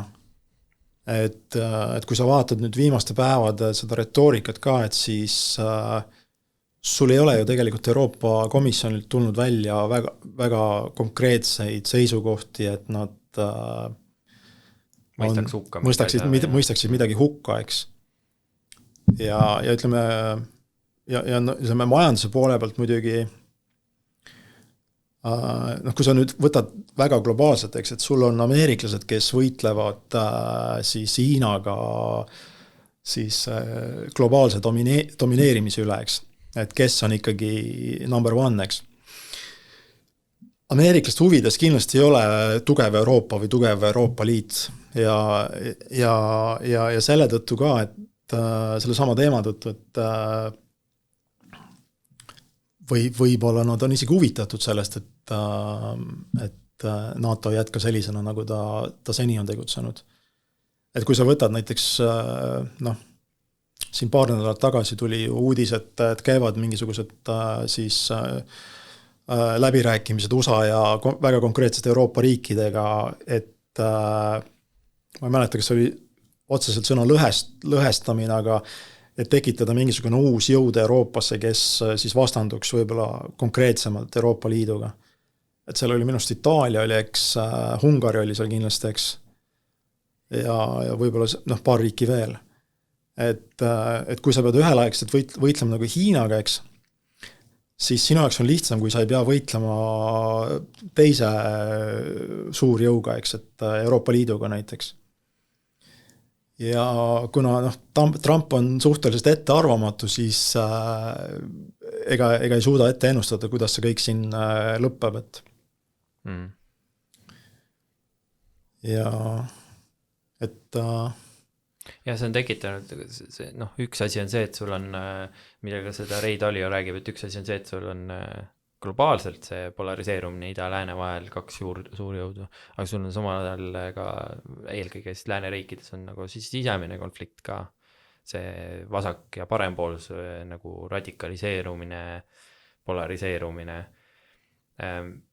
Üks asi, millest räägitakse, minu jaoks, minu peas nagu kõik need teed viivad nagu mingis mõttes inflatsioonini, et kuskilt peab see järgi andma, et kui sul on vaja kaitsekulutusi tõsta, sul rahvastik vananeb, sul on deglobaliseerumine, mille tõttu sa ei saa enam kaupade hindu nagu kogu aeg allapoole suruda, et odavamat tootmist teha, siis sul samal ajal riigivõlad on rekordilised, sul on nagu finantseerimata kohustusi on USA-l nagu tohutus koguses kõik, mis on seotud nagu tervishoiu ja pensionitega, et see see nagu, ütleme nii, et see on nagu rong, mida ei saa nagu peatada enam minu jaoks.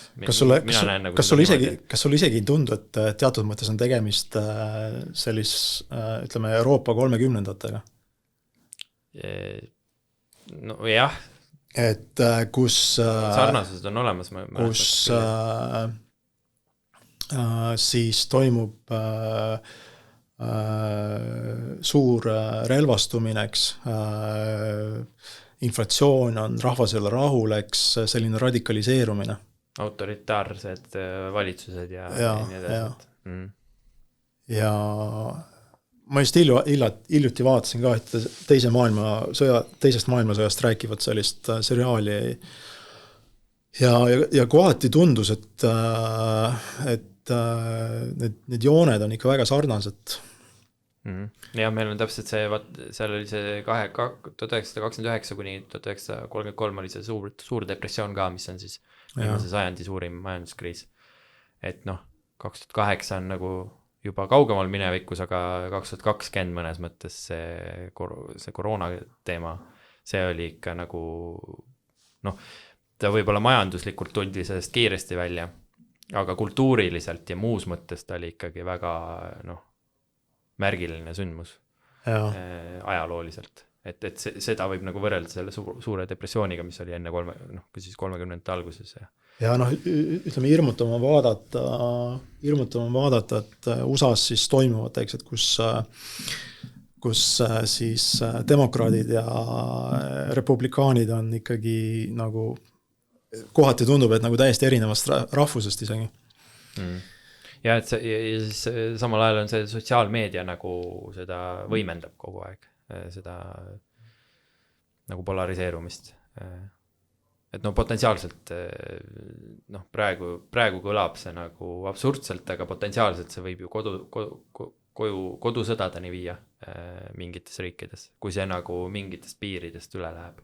Kus ongi see, et ei vaadata enam kui teist nagu, ma ei tea, kodanikku, vaid vaadatakse, kui need on vaenlased, nemad mõtlevad niimoodi.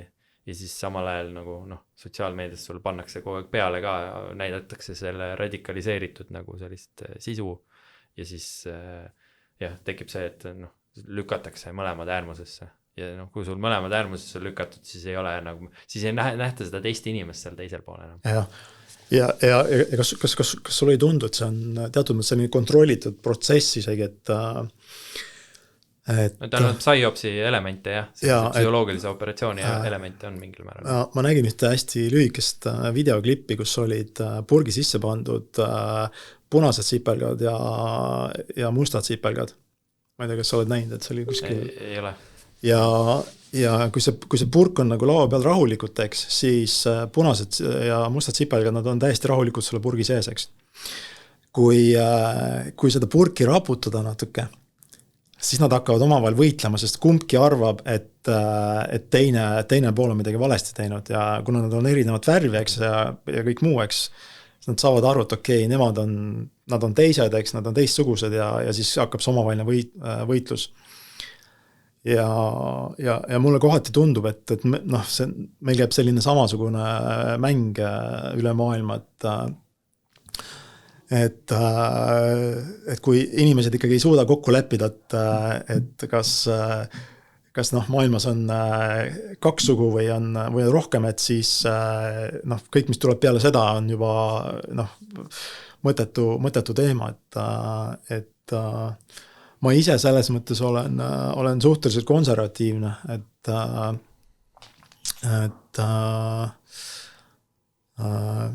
ma arvan, et elus peavad olema mingisugused väga kindlad alustalad, ilma milleta noh, elu võib-olla ei olegi isegi, elul ei ole mõtet enam, et noh, see on kindlasti inimeste vahelised suhted, eks, perekond,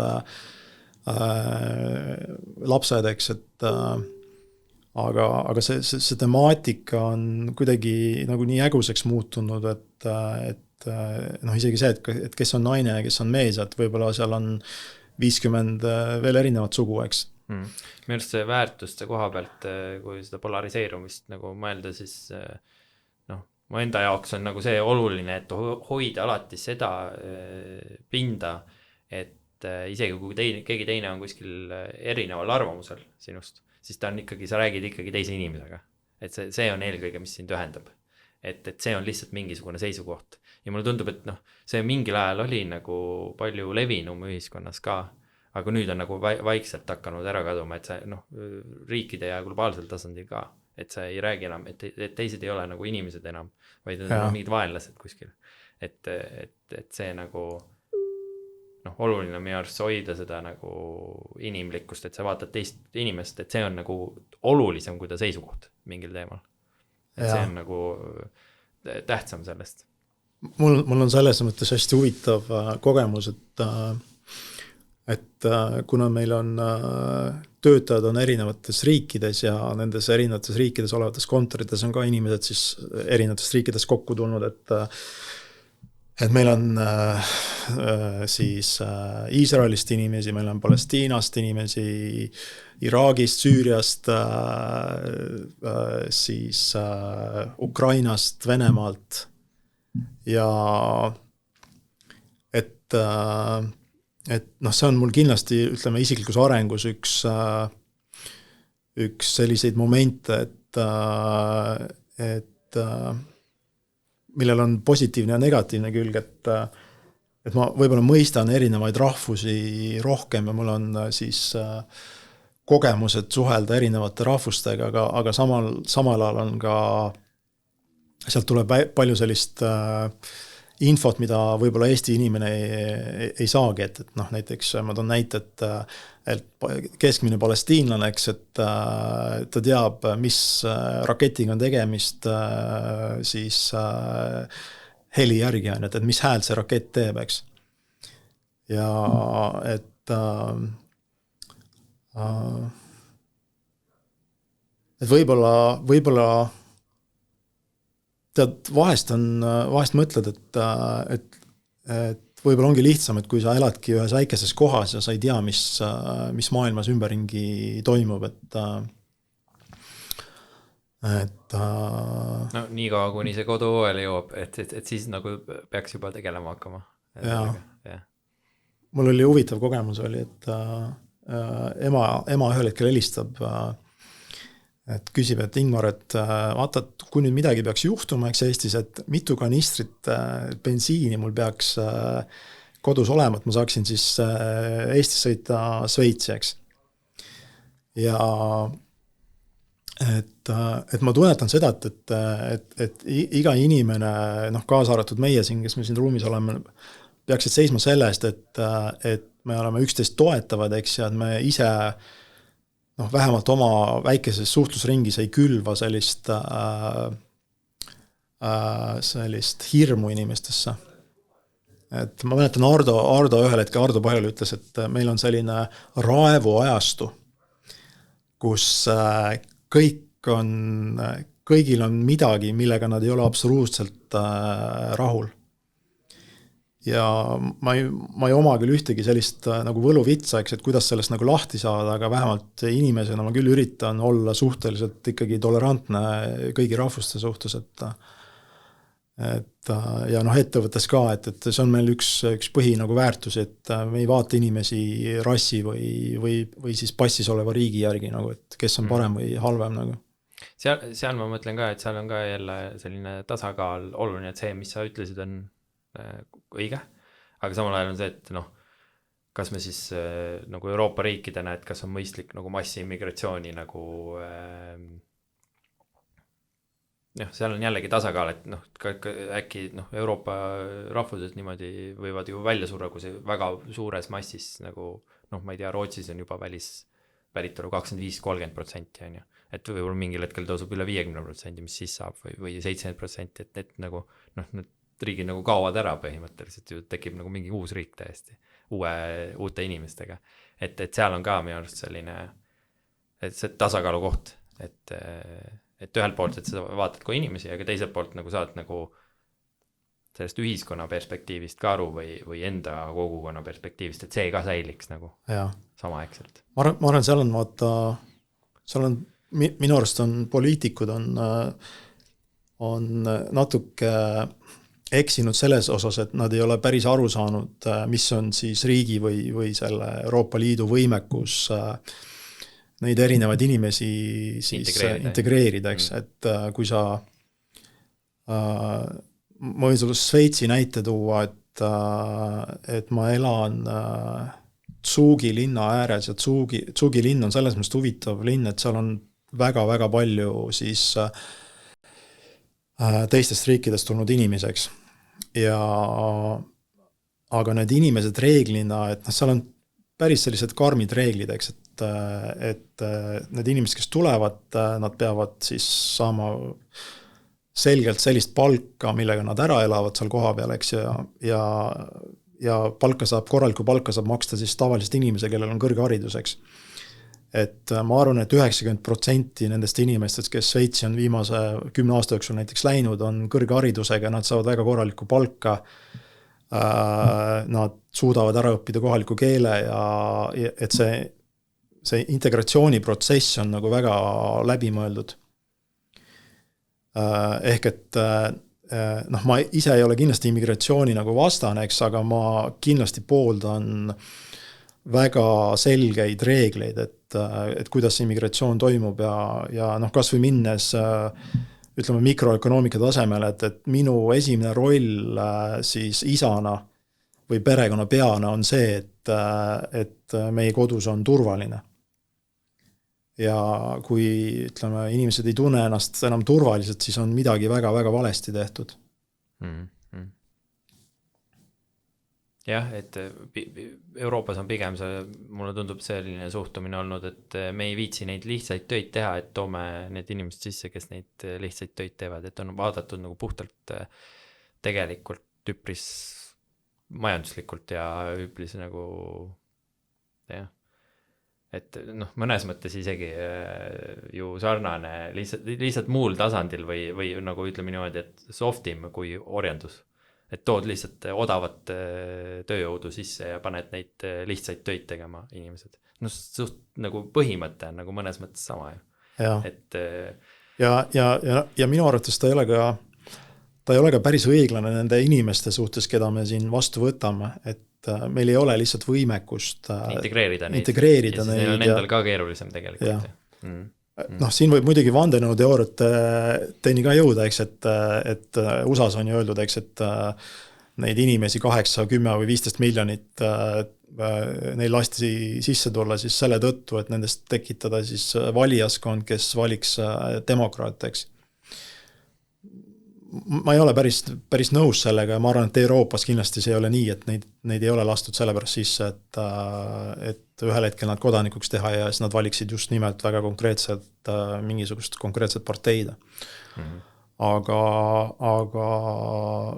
ma arvan, et see ei ole mõistlik, mis siin on toimunud. Lähme siit edasi, et me korraks jõudsime selle teema, see kasumite parkimine. Et et kui on ettevõtlusest tulnud tulu ja võib-olla kauplemisest ka, et kuskil tuleb hoida seda, eks ole, sa natuke rääkisid Tallinna börsist ja sul on seal aktsiaid ja pangaaktsiaid võib-olla ja nii edasi. Et mis põhimõtteid sa nagu järgid nende kasumite parkimisel, et mis su nagu allokatsioonid on, kuidas sa nagu selles keskkonnas, kus me praegu oleme, keskkonna järgi enam-vähem võiks panna allokatsioonid paika, on ju. Minul on näiteks, ma ei tea, üle 50% allokatsioon on väärismetallidega seotud varad nagu selgelt, juba mõnda aega. Kas sa pidid ütlema seda? Ma ei tea. See on see osa sellest, et ei tohi öelda, et või miks? Ei, lihtsalt naljaga pooleks. Ei, ma mõtlen seda, et kuna me oleme Davidi kontoris, eks, et sellepärast, aga see oli lihtsalt nali, et ei, ma arvan, et mul ei ole välja kujunenud sellist väga konkreetset allokatsioonimehhanismi. Et ma pigem iga kord, kui me näiteks maksame dividende, siis ma tol hetkel lihtsalt otsustan, et kas ma siis suurendan investeeringuid mingitesse konkreetsetesse aktsiatesse või kinnisvarasse, ja et ma pigem nagu teen neid otsuseid nagu ütleme kord aastas. Ja reaalsus on see, et loomulikult on mul kinnisvara, eks. Ja et Šveitsis, eks, et kui ma olen ostnud, siis pigem Šveitsis. Ja viimastel aastatel, kui ma olen siis fondidesse näiteks raha pannud, siis reeglina on nad kas siis Šveitsi investeerivad fondid või siis Šveitsi frangis siis kauplevad fondid, et ma olen aina enam keskendunud sellele, et varad oleksid Šveitsi frangis. Ja loomulikult on kulda ka, eks, et kulda ja siis hõbedad. Aga minu võib-olla see situatsioon on nagu erinev, et mul on ikkagi suur osa varast on ettevõtluses. Ja et see, mis sealt tekib, siis on sellele vaja nagu, siis sa saab ajutama hakata nagu seda. Ja inimesed on erinevates nagu positsioonid. Ja meil on, ja meie see ettevõtte selles mõttes on ka huvitav, eks, et või ettevõtete grupp, et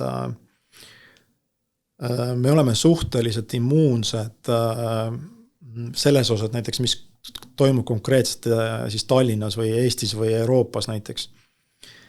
Et kui Eestis on majanduskriis või Euroopas on majanduskriis, siis meie äri läheb ikkagi teistes riikides sama hästi edasi, eks. Võib isegi paremini minna, kui majanduskriisis turud ju liiguvad hästi palju ja tehakse tehinguid hästi palju.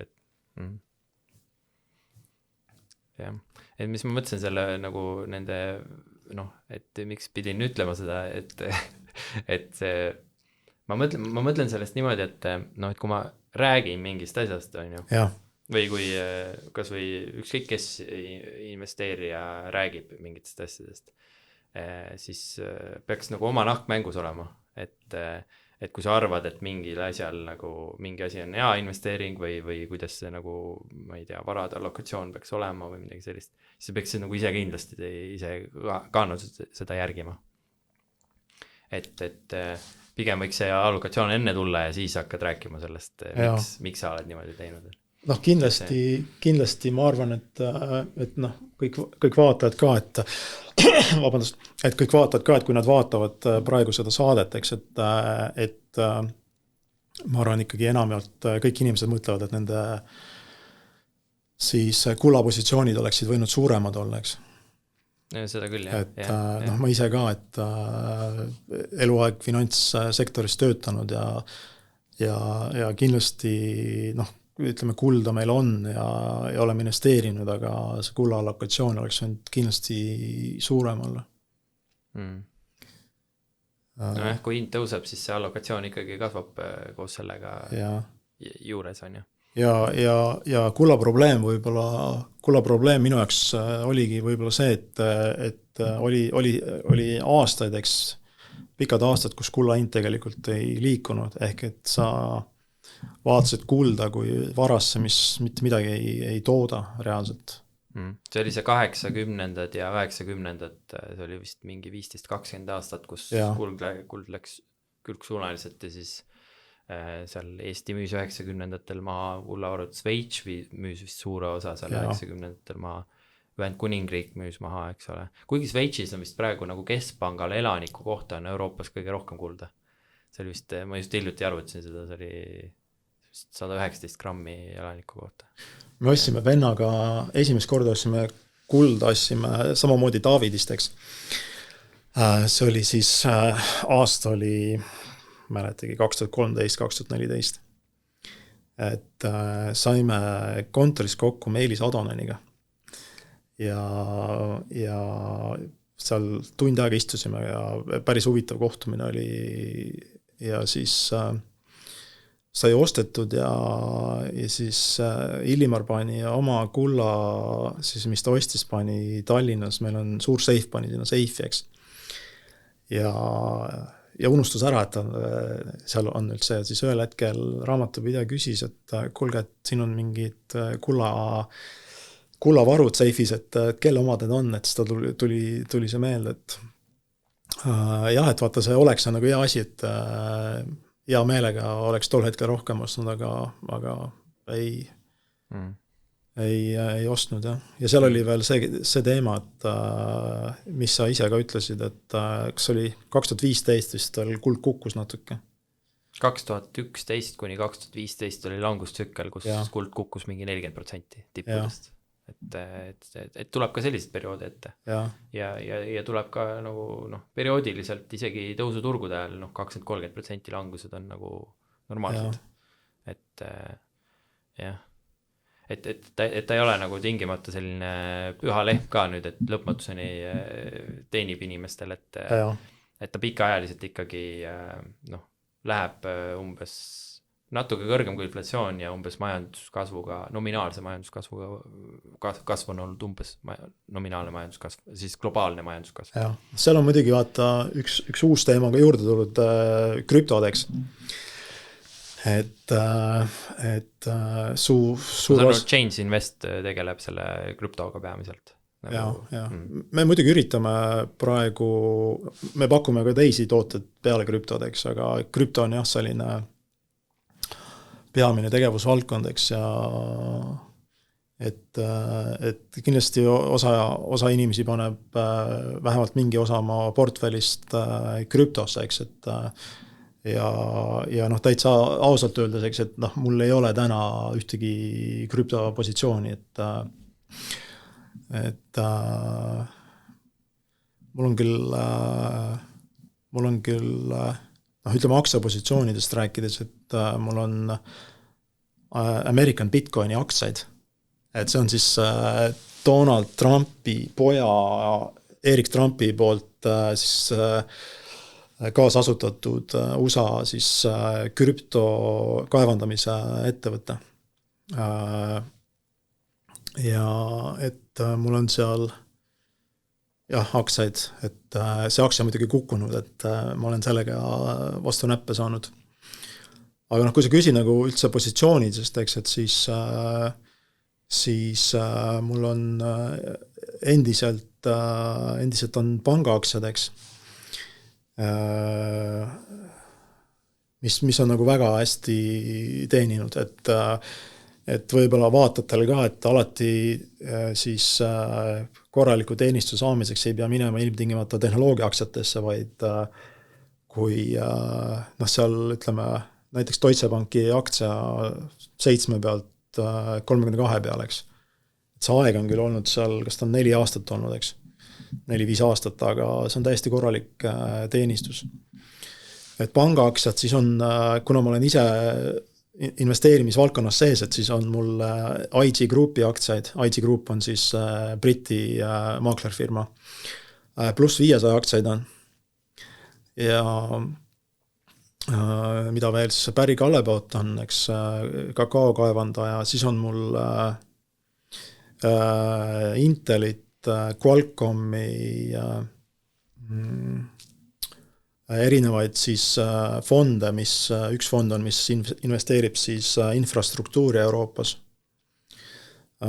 Kinnisvarafondid on, mis siis investeerivad Šveitsi kinnisvarasse. Ja siis on igasuguseid eksootilisi positsioone, et mul on näiteks siis USA võlakirja, 10-aastase võlakirja futuure. Ehk loogika on siis see, et intressid peaksid kukkuma, eks. See on ju võlakirja hind läheb üles siis, kui ja võlakirja futuuri hind läheb siis üles, eks. Ja see sama trade on mul sees ka siis Briti siis Inglise keskpanga futuuridega. Kas see on selle mõttega, et arvatavasti USA keskpank ikkagi Trumpi survel hakkab neid intressimäärasid langetama selleks, et siis võlaintressid ka alla tuleksid. Et Trumpi huvides on, et see 10-aastase võlakirja intress alla tuleks. USA jõuaks oma võlga teenida. Jah, täpselt see ongi. Siis on mul hästi huvitav positsioon on, mis on ka nagu sellise turukapitalisatsiooni tõttu ostetud on Inglismaal kauplev Metrobank, mis siis tegi läbi sellise kiire restruktureerimise ja mille siis näitajad iga-aastaselt on nüüd paranenud. Ja puuvilla futuurideks ja kakaofutuure on veel ja erinevaid siis muid asju veel.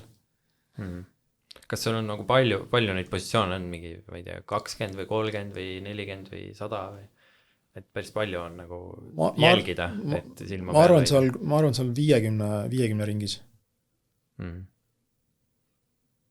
Ja ütleme need samad IG-d ja pluss 500, eks, et see on teatud mõttes vaata sama, mis Buffett on öelnud, et investeeri asjadesse, millest sa saad aru, eks. Et nende ettevõtete puhul tunnen juhtkonda, eks, ma tean seda äri nagu läbi nisti, eks. Et see on väga loogiline, jah. Ja see on see põhjus, miks ma aastal, ma ei tea, 2014 Bitcoini ei ostnud, sest ei saanud aru, mis asi on. Et kuigi juba jõudis nagu igal pool, mingil määral, isegi ma mäletan 2013 oli Kuku raadios räägiti Bitcoinist, isegi palju see hind oli mingi 100 või heal juhul 50 või palju see nagu Bitcoini hind. Ma ostsin kunagi Bitcoini, kui Bitcoin oli 2500, eks. Ja ma avasin konto, oli Bitstamp, Coinbase ja siis oli üks Vene suur börs oli.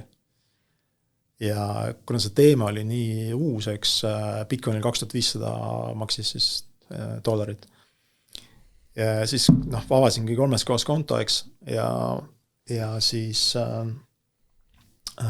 kandsin raha ja siis Bitstampis rahavides kohal ostsin, Coinbase'is rahavides kohal ostsin ja läksin Vene selle krüpto siis börsi lähel ja siis olid seal suured ikoonid, FBI, CIA, IRS, et see siis koduleht on üle võetud USA siis ametkondade poolt ja seal kaotasin raha, eks, et see raha, mis ma sinna saatsin, et sellest ma ei ole mitte midagi kuulnud. Et mul oli selline negatiivne kogemus, aga 2500 ostsin 10 Bitcoini ja müüsin 12,500. Et see oli see hetk, vaata, kui Bitcoin läks, kas ta käis 18 või 19. Ja 17 midagi peale. Ja siis tuli alla tagasi ja siis ma müüsin maha, aga tagantjärgi tarkusega veel 10 korda tegelikult ja, pärast seda on tõusnud. Ja eks ta, kui oleks teadnud.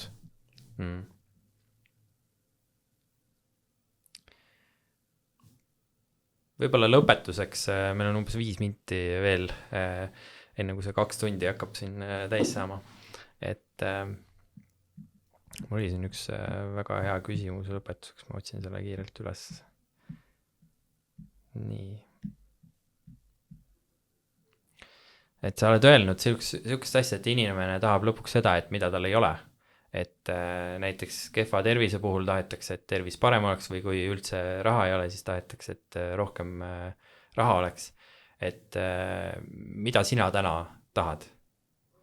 Et sa oled nagu hästi palju saavutanud ja nagu, mis sind üldse motiveerib veel? Et jah, mis sa täna tahad? Jah, see on selline hea küsimus, et kui me nüüd missivõistlusel oleksime, eks, et siis kindlasti ütleks, et rahu maailmas, eks, aga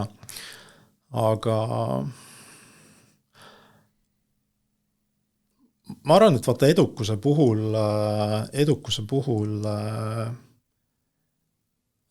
sa pigem mõtled rohkem sellist sügavamat teemade peale, näiteks minu pool lapsed kindlasti, eks. Et sa tahad ikkagi, et sul lastel läheks hästi, saaksid korraliku hariduse ja et nad oleksid ikkagi nagu õnnelikud, ja samamoodi kõik teised pereliikmed, et mul selles mõttes ongi vedanud, et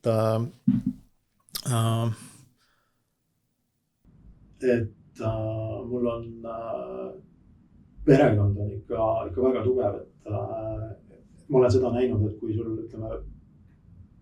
kodus ei ole asja nagu hästi, siis pigem ei ole nad ka töö juures hästi.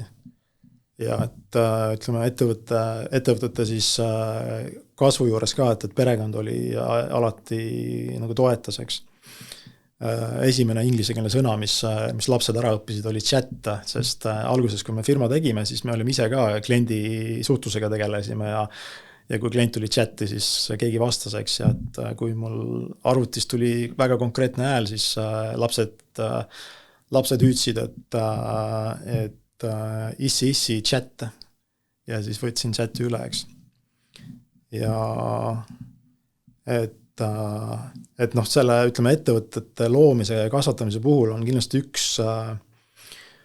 üks selline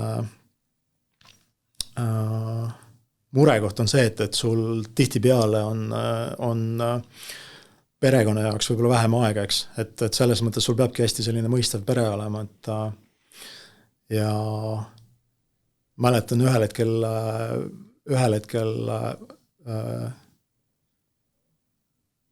Gregor, kui ta oli väike, eks, et siis mul siiamaani meelest, ta tuli kogu aeg, et issi, et lähme õue mängima, eks. Ja siis, kui me firma just olime nagu asutanud, eks, et siis kogu aeg oli tegemist, eks.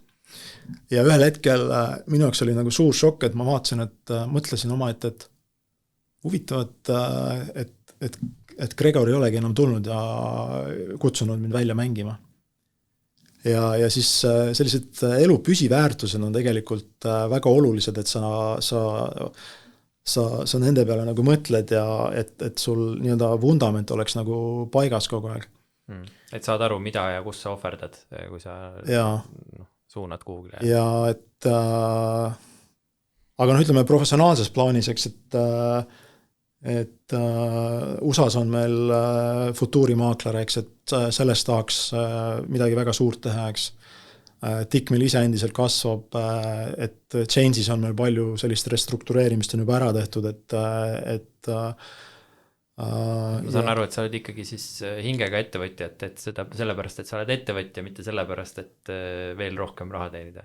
Jaa, et ma ikkagi töötan ikka mõnuga ja selles mõttes korralikult, et noh, see võib-olla lõpetuseks ongi nagu hea point, et ma käisin, ma mäletan 2 aastat tagasi investeerimisfestivalil. Ja ma vaatasin seda esimest. Ja kus ma tõin näite, et jõulu või tähendab siis jaanipäev oli just möödas, et käisin jaanipäeval ka, käisin kontoris veel ja et mingid kõned olid ja nii edasi, eks. Ja siis peale mind tuli, keegi ütles mulle hiljem, et peale mind tuli järgmine siis ettekandja, eks, kes ütles, et kuulge, et ärge seda venda nagu uskuge, et me ei ole enam nagu Nõukogude Liidus, et ikkagi stabiilsus ja selline rahu peab ikkagi inimestel olema ja kõike seda. Ja ma mõtlesin selle peale pikalt ja see on täiesti vale signaal, mida inimestele anda. Selles mõttes, et kui sa võtad meid ennast nagu vennaga, eks, või sa võtad Elon Musk, eks, et kui sa võtad tänased Lighteri asutajad, eks, kes juhivad seda. Kui sa tahad midagi väga korralikku luua, millest sinu lapselapsed räägivad ja millest võib-olla isegi mõni raamat kirjutatakse, see ei tule kergelt. Et sa pead julmalt nagu panustama sinna. Pühenduma põhimõtteliselt. Pühenduma, jah. Ja. Ma arvan, et see õige sõna ongi see pühendumine, vaata, et inimestel seostub selle nõukogude aega, et töö on ju. Et kus sul plakatite peal igal pool kirjutati, et töö teeb, ma ei tea, ühes kohas oli, et töö teeb vabaks, on ju. Et sellel on nagu negatiivne konnotatsioon, aga minu arust hea viis, kuidas seda asendada, on pühendumine ja tegelikult need on mõnes mõttes samad asjad. Ja ütleme, Šveitsi tänane probleem on, et Šveitsis on hästi palju raha, eks. Aga igasugused investeerimisfondid, kes startupidesse on nõus investeerima, nende põhiprobleem on see, et ei ole ettevõtete asutajaid. Ei ole neid inimesi, kes teevad 7 päeva nädalas tööd 5 aastat järjest ja loovad järgmise miljardilise kompani või firma, eks. Ja ma kindlasti tahaks loota, et Eestis seda ei juhtu. Selles mõttes, et edu saavutamine elus tuleb ainult läbi raske töö ja et ütleme meie oma selle kogemuse põhjal ka, et me oleme näinud, kuidas erinevad rahvused siis tööd teevad, mis on nende töökultuur ja kõike muud, et võib-olla meile Hiina võib-olla ei meeldi, eks, et võib-olla mis on nende siis valitsemismeetod ja kõike seda, eks. Aga kui sul on ikkagi hiinlane töölis, ta teeb 7 päeva nädalast tööd, mitte sellepärast, et sa oled talle öelnud, et ta peab 7 päeva nädalast tööd tegema, vaid ta tahab teha 7 päeva nädalast tööd. Ehk et see töökultuur on täiesti erinev ja me oleme ühes globaalses maailmas, eks, et Eesti kindlasti, ta ei ole täna enam koht, kus on odav tööjõud, eks, et me peame selle kõrgema palga eest ka rohkem pingutama. Meil ongi siin 1:57 juba koos, et üle 2 tunni ei tahaks teha podcasti sellepärast, et Spotify's ei saa üle 2 tunnist podcasti üles laadida. Sellepärast sul ongi kõik podcastid on alla 2 tunni. Jah, see on nagu, ma olen teinud ka mingi 2 tundi 30 minutit ja niimoodi, aga need lähevad võib-olla juba natuke liiga pikaks, et see umbes 2 tunni peal väsib ära ka päris tugevalt. Oleneb muidugi saatest ka tegelikult. Et jah, aga aitäh, et sa tulid saatesse ja mul oli väga põnev jutuajamine ja ma loodan, et kõigil vaatajatele ja kuulajatele oli ka põnev, kes nii kaugele jõudsid, kes 2 tundi jõudsid võtta seda aega. Et aitäh sulle. Aitäh, Mait, aitäh kuulajad. Aitäh kõik kuulajad ja vaatajad ja näeme juba järgmises saates.